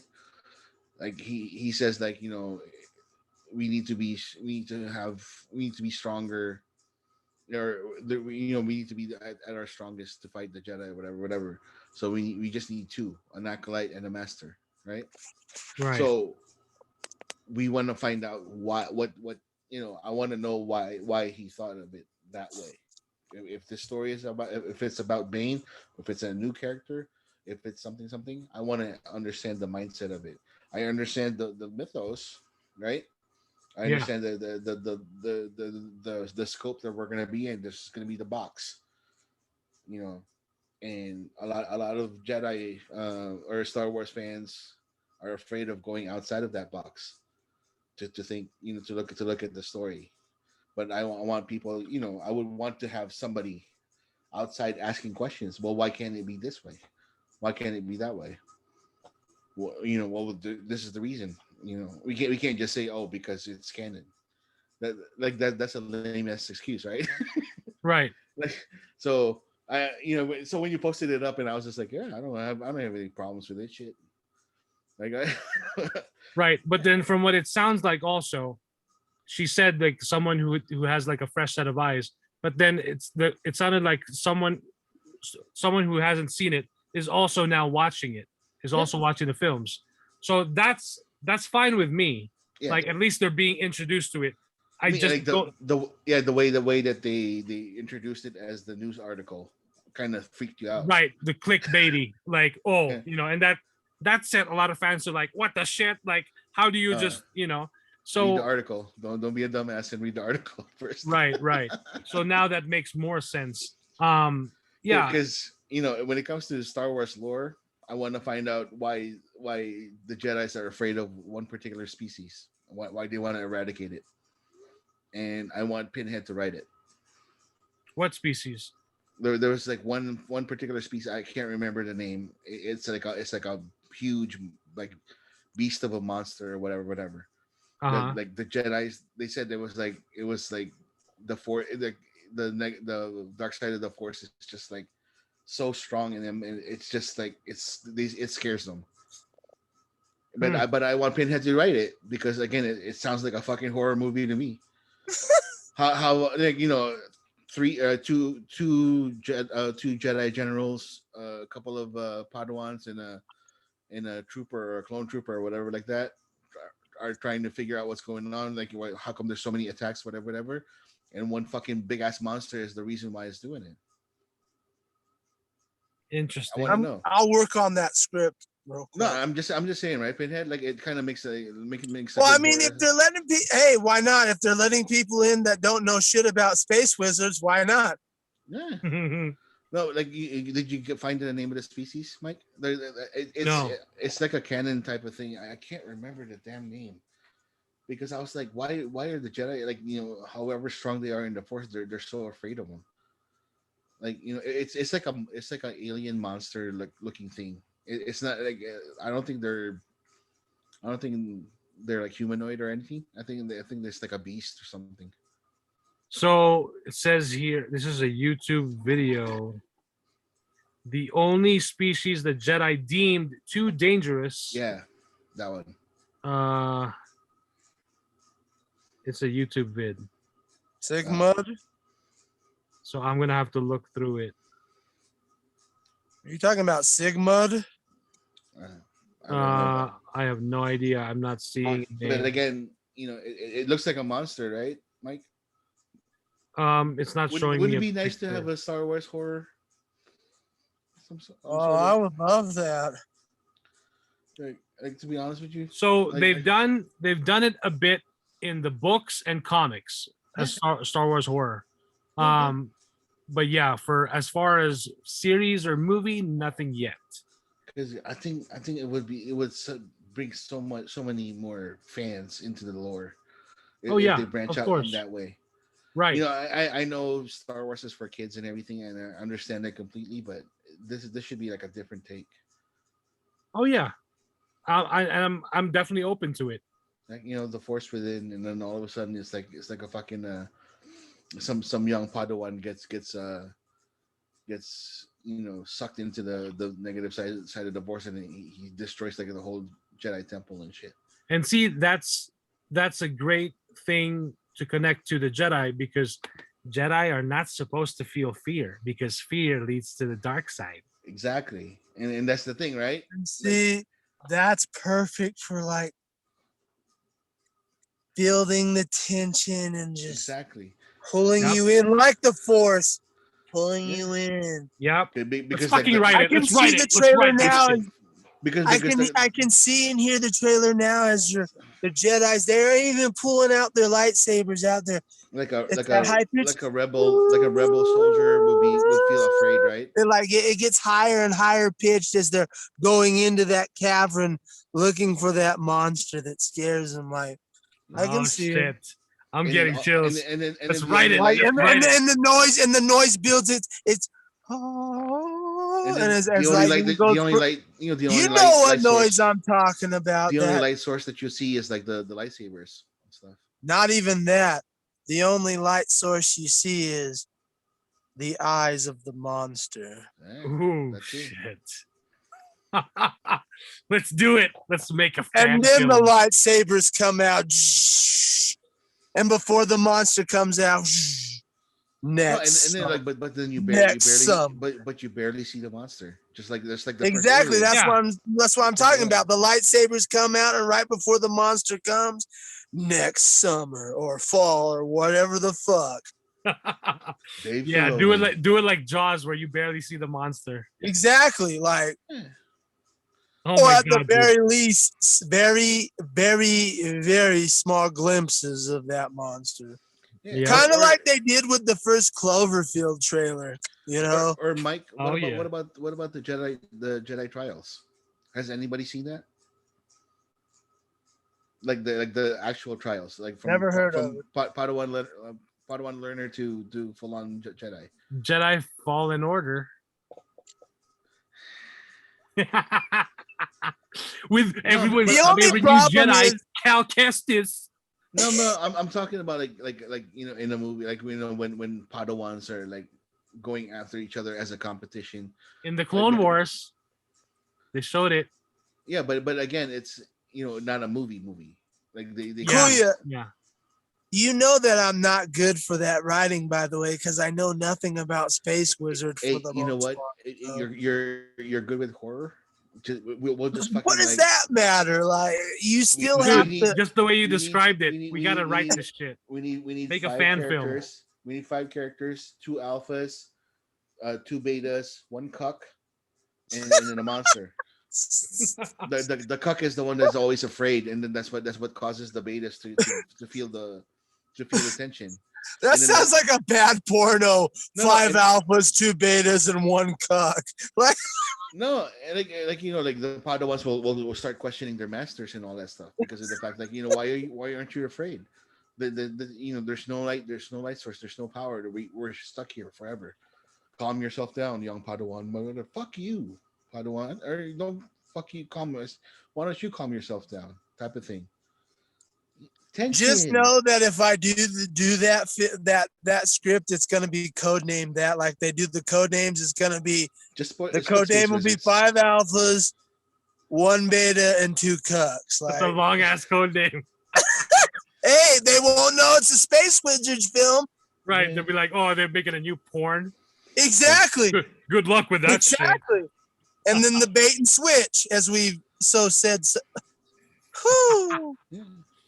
No, I mean, let's make it. Holy shit! Me, that's again, excited thinking about it. Woo. I don't have any problems like changing up stuff like that, right?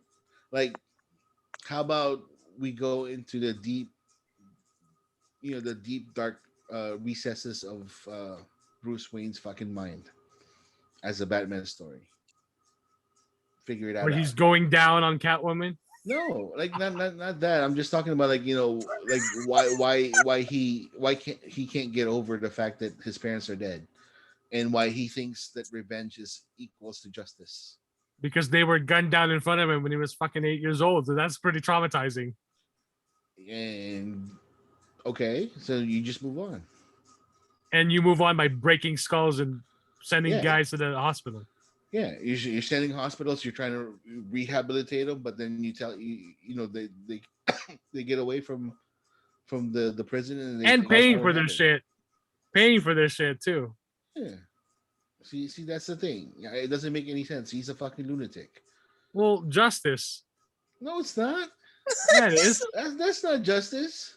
He doesn't want it to happen to any other kid. Okay. So he's gonna go out there and strike fear in the hearts of men, so they don't even try to do that shit. But then like his Rose Gallery still keeps on doing it over and over, especially Joker. That's why Jason Todd. That's why Jason Todd was like, you're a fucking dumbass. You should have killed the Joker a long time ago. You should have killed the Riddler. You should have killed all of these people. Then why would you kill a guy who just wants to send you puzzles? Yeah, because it's annoying. It's fucking annoying. Okay. That doesn't mean that you can kill the guy if he's annoying. It's annoying because you have to reach you have to grab all the puzzles in order for you to reach 100%. Right? Yeah, but so fuck that. All right. Yeah, but that doesn't mean forever that you can kill the guy. In Arkham Knight, it took me forever in Arkham Knight to get all of the goddamn puzzles. Well, you didn't have to. I did. Yeah, I do. I wanted 100%. Just for the numbers, but no. Who cares? I wanted the achievement. I wanted to say 100%. I wanted the completionist. Yeah. Yeah, but that doesn't give you the right to kill the guy. No, he deserves to die. Period. So what's Batman then? Then he's just a criminal. Then that's a lunatic. If he's just gonna kill him, he's a lunatic. He's not. He's still a lunatic. In a sense, he's crazy, but he's doing it for good. I sent you that meme already of how many fucking people Batman has killed in all of the movies.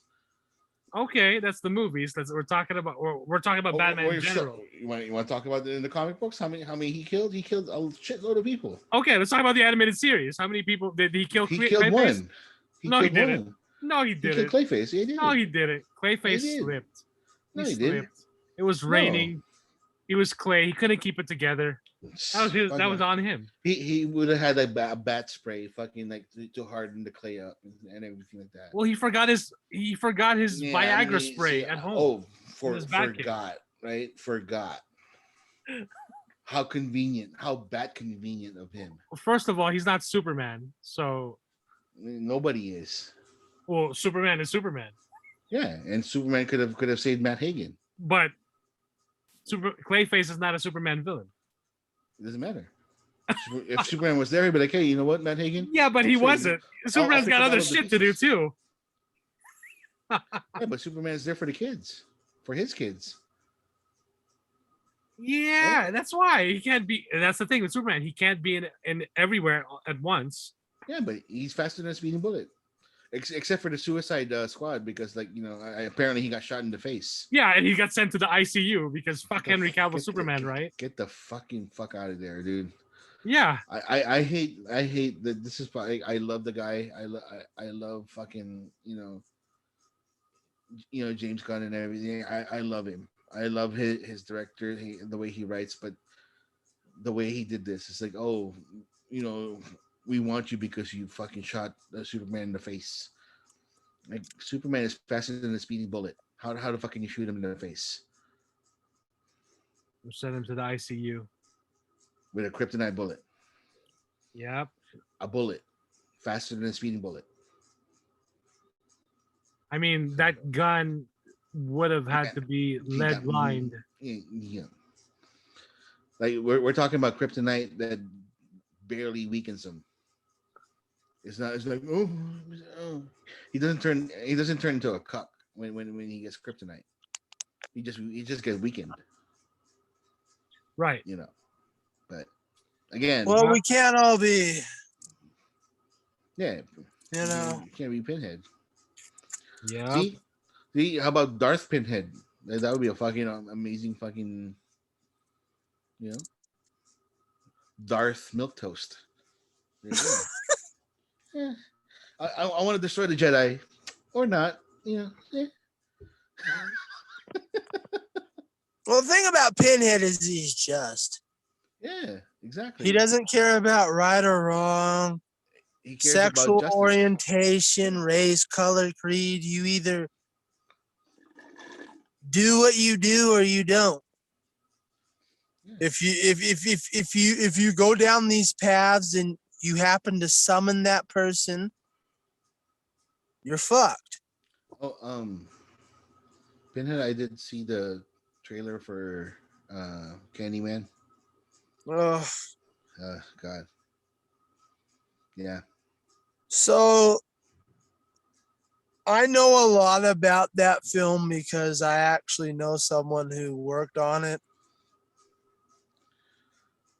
And I'm not going to say a lot so that they don't get in trouble, but it's not looking good. So, yeah. And there's also a Get Out copycat called Karen. See, what is the okay? So you saw that, right? I said no, I didn't. Like I saw the clip of what is this Karen shit? It's stuck. Who's the actress? What's her name? I don't know, but the actress. Is she the one from Orange Is the New Black? Yeah, like I'm like she's That's Tallahassee from Orange Is the New Black. Hold on. Wait, isn't she the girl from the rap movie with Maine, from the South? Taryn Manning is the actress name. Yeah, Taryn Manning. Oh, yeah, that's right. She's from Hustle and Flow. Hustle and Flow, there you go. Okay, yeah, that's right. I'm talking about Maine. Maine? What are you talking about? We're in this together, man. Yeah. But yeah, that movie's gonna be shit because she's a shit actress. So when I saw that, dude, I was like, "What the?" You didn't like it, Orange Is the New Black? No, I'm talking about. No. I'm asking trailer. Pinhead. I will give her credit for that, but her role was. I'll give. You're right. I'll give you that. Like in Orange Is the New Black, but. In my defense, she was also playing to her strengths, which is meth head white trash. And that's when she's good. That's when she's the best, like in Hustle and Flow, meth head white trash. So as long as she's playing meth head white trash, she's fantastic.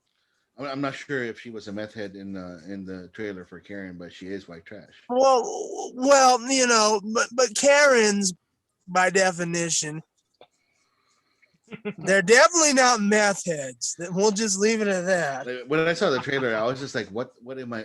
I thought it was like. Wish they were meth heads, but I thought it was a joke when I first saw it. I was like, "So did I." That's why I didn't take it seriously because I really thought it was like an overblown meme. Yeah. I really did not think this was a real movie. Yeah, they kind of sort of pretty much copied the premise of Get Out in a sense. Okay, because like I said, I really thought it was a meme, and I thought that the internet was just trolling all of us. Yeah, I thought it was like this is a legitimate movie. Yeah, what was the name of the little comedy thing on online? Like when they have like remember like the Batman? Oh, my name's Batman. What's Funny or Die? Funny or Die. Yeah. I thought it was one of those. But then so did I. That's why I'm like, this is a real movie. Yeah, it's a real movie. Okay. I need to check out the trailer. Yeah. So do I, because I didn't even know this shit was real. Yeah. Oh shit! The poster's even like. I love it. Yeah. The poster is even in the like. Okay. The poster is even. It's not identical, but it's so for those of the. It looks like Basket Case. This is an old horror movie. Like she looks like. Okay. I cannot believe this is a real fucking movie. So it says here, Karen is an upcoming American thriller film written and directed by Coke Daniels, and starring Taryn Manning. The title of the film is a reference to the stereotype of the same name. And the tagline is, "All neighbors are not friendly." Karen. I love it. I have to see this film. We got to see it. I hope all of us can see it and we can all review it, and have our different perspectives and takes on it. Like we should do like a live Twitch viewing of it or something if it's on Amazon. You just fucking. Oh, no wonder why. This is a BET Films that explains everything. Wow. And here's the synopsis via IMDb. A racist woman takes it as a personal mission to displace the new black family that just moved into the neighborhood. They won't back down without a fight. God. Okay, so this is BET. Okay, wasn't there like I am watching this. BET, thank you. Pinhead, wasn't there like a cop movie with Samuel L. Jackson? Like this kind of similar. Oh, Lakeview Terrace. Lakeview Terrace, right? Yeah. It was kind of similar. I don't know because I don't know because I know about Lakeview Terrace. I've heard of Lakeview Terrace. I never even heard of fucking Karen until you guys mentioned this, and then I looked it up. So everyone knows BET, and I'm sorry to do this, but BET is literally the black version of Lifetime Films. I cannot wait to watch this movie. I'm not being funny either. I cannot wait to see this film. I might skip work just to see this on its premiere. Oh man. Yep. Right. Again, another public service announcement. I've said this like a few times already in past podcasts. If you guys love Joss Whedon, if you don't, if you hate him, if I fucking can't stand him, if he's whatever, just watch his show, The Nevers. It's only 6 episodes. Is that on HBO? It's on HBO. Okay. It's X-Men meets Victorian society / steampunk / dystopian. Before I heard he was involved, it looked stupid to me, so I don't know. Yeah, I mean, it's like you're gonna appreciate the characters and everything. There is a strong black woman there by the name of Bonfire Annie, so you're gonna appreciate that. Well, just so people know, by the way, that's not the criteria all the way. You have to have more than just a strong black queen, ladies and gentlemen. No. But I'm just saying, like, if piques your interest because there's a strong black queen in it. So let's look at the cast. And it's got a. Whew, that's not looking good. I mean, like I said, they're all fairly new. well, like I said, that's not a justification, but it's got a. Let's look at.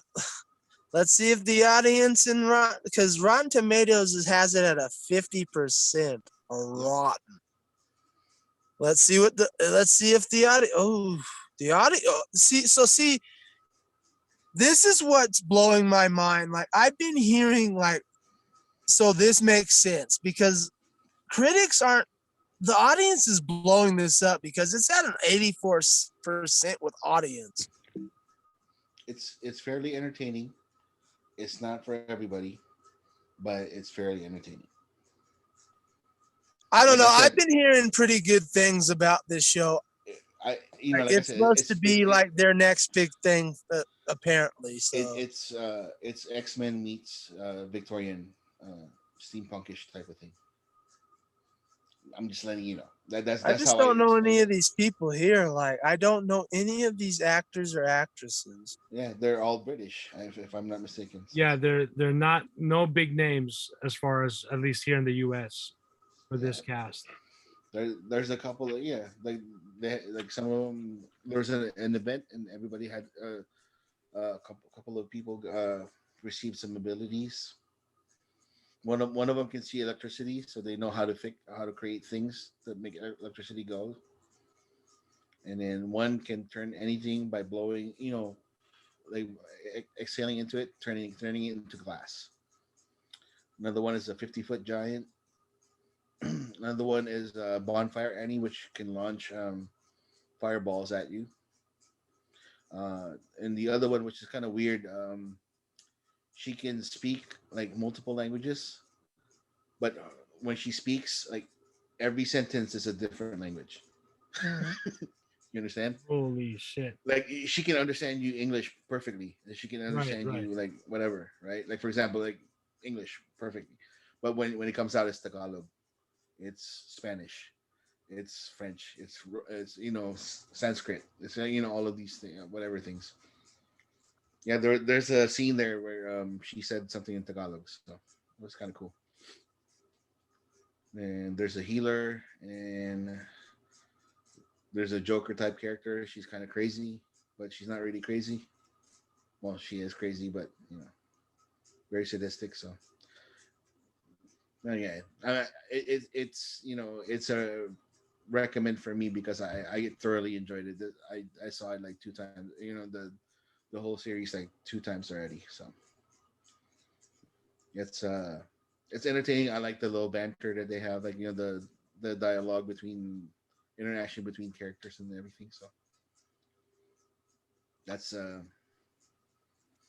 for me that's and it kind of broke my heart when I found out it was Joss Whedon's baby. But then like I found out like he left because of all the controversy that happened. So he actually left the production. So it's created by him, but the people just move forward with the story without him. So I don't know. Yeah. I know Mike's not gonna watch it. Nope. Well, I mean, eventually, who knows? I may give it a shot. We'll see. Fuck Joss Whedon. Fuck that guy. Ruined Justice League. Yeah, but it's for me it was thoroughly entertaining. Like my my wife and I were watching it like every Sunday. When it came out. So it was a good watch for us. And yeah. And also I finished the Record of Ragnarok. It's an anime on Netflix. The gods versus the humans, because the gods wanted to destroy the world, and then somebody interceded for the humans. So they did like a 13 versus 13 no holds barred fight between a god and a human, or God's greatest champions versus humans' greatest champions. It's actually pretty engaging and everything. So um, one of the fights is Zeus itself, like Almighty Zeus, right? King of the gods, versus Adam, the first man. Huh. So, and Interesting. it's very interesting. It was very close. It was kind of weird, but it was very close. It's kind of weird to say like a god's powers versus a human's powers, whatever, right? So it's kind of a big manga right now in Japan, and a lot of the fans are not happy with the anime because they think the animation is a little garbage. But I don't read manga as much. So like when I saw the show, or when I saw the anime, I'm like, let me go watch it. And it's fairly entertaining. It's pretty cool. And then Pinhead, the one that I showed you was the Chainsaw Man. Yeah, That's a I'm interested in that. I'm looking forward to it. yeah, that's a big one in Japan right now. So when people found out that they're going to make an anime out of it, they were a little scared until they found out that it was the anime studio that it's called Mappa, MAPPA. They're the ones that they're doing the cool animations now for most of the newer animes. So they're pretty much in good hands. So they like to stay true to the what the manga looks like and everything. So it's pretty horrific. Uh, Awesome. you'll probably like that one. Yeah. Cool. What about you, Mike? Besides Uh, um, besides Sweet Tooth, what else can you recommend? um, Sweet Tooth, Superman and Lois. Yeah, if as soon as it's in HBO Max, I'll watch it. Zack Snyder's Justice League. I'd recommend that any day, every day, all the time. So, Pinhead, you got any other recommendations? The Halloween new too. trailer. Oh, that's Yeah, right. Of The new course. trailer, Halloween Kills, is fantastic. Yeah. It is that perfect sweet spot where it tells you too much, But not but enough. not enough. One problem I do have with the trailer, and you did this and I know, and my problem is justified because you guys did this with the first movie in 2018. Please, please. It's called Halloween Kills. Stop showing so much of the fucking kills in the trailer so we can enjoy them when we pay to see the fucking movie in October. That's my only nitpick. Other than that, I can't wait. oh, God. And Jamie Lee, Gorgeous. you still look good. I'd still pump a few in you, baby, because you still look like that good ass cougar milk. Oh, I'd pump a few in you and your whole family. Oh man, no, Hell, but I might still get a few in your mama too. And that like when I saw when I saw the trailer, I was just like, did they just fucking mix like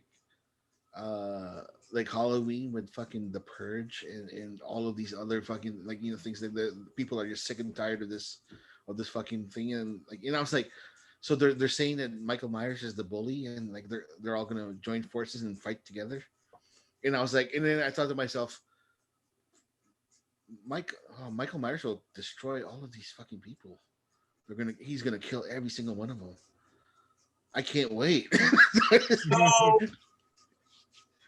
so everybody understands, because a couple of people have asked me why I'm so excited about this, because in this trailer it confirms, and you can go back and watch it, David Gordon Green and Danny McBride both are doing a great job at writing this, because in the trailer they even blatantly they almost blatantly tell you that this is going back to what he is. He's the shape. He's an unstoppable entity that transcends human nature. Mm-hmm. From what we're being told, this is going to end Halloween once and for all, like it should. please, please, please, please ratio the shit out of this trailer in a good way, on the upscale. Give it thumbs up, up, up, up, up, please. Because even if this movie ends up being dog shit, we still need to preserve horror, and this is the only way. It blows my mind that one of the original slasher movies of all time from the 70s is now forming what horror can be in 2021 and 2022 and 2042. If they do this shit right. I'm so excited. That's why I said Dune is now second in my rearview mirror. Dune, I want so much. I will be seeing these movies guaranteed front row seat in the theater. But as much as I love Dune, and I love you, Dune, you are fantastic. But I am so excited about Halloween Kills. Please. I'm so excited. I feel like a girl who's getting ready to lose her virginity at prom. That's how I feel about Halloween Kills. Or like Catwoman getting. Or Catwoman getting her pussy eaten out by Batman. That's how excited I am. But the preamble before Batman eats my pussy, like that, like when he's pulling my panties down, and that anticipation. Yeah. Oh God, I'm just getting off thinking about it. Halloween Kills is gonna be my favorite movie of this year. I see it. Only second to Psycho Gorman. Let's, as you frat boys go all the time, especially at our line of work, let's go! Yeah. Nice. But Chris is still in your heart, right? You know it. Okay, just making sure. All righty. Well, that seems like that's the show. Yeah. And what a show. Yeah, ups and downs, highs and lows. Hey, well, hey, something had to happen sooner or later. No, but this is the thing. Like, again, things like this happen when all four of us aren't here. You know what I'm talking about? If all four of us are here, we'll be talking about we'll be nothing but business. But then, like, if somebody's out, like, you know, who knows? All of this is Jester's fault. Jester, you better get your ass back here tomorrow. I'm just kidding, Jester. Hey, that's what family is for. It's familia. All righty. Well, thank you guys for listening. If you've gotten this far, yes, you deserve a nice little golden star sticker. I'll eat your box and lick your dick if you've gotten this far. So, Jesus. Oh boy, is this gonna be the longest one? Oh yes, possibly. And that's not even all four of us. I know, right? So I like it. Yeah, it's cool. Alrighty then. Thank you guys for listening. If you want to follow us on our socials, just check the info box below. And until next time, we shall return. Star Wars horror movie coming soon. Eat that pizza box. Batman goes down. Not without a fight.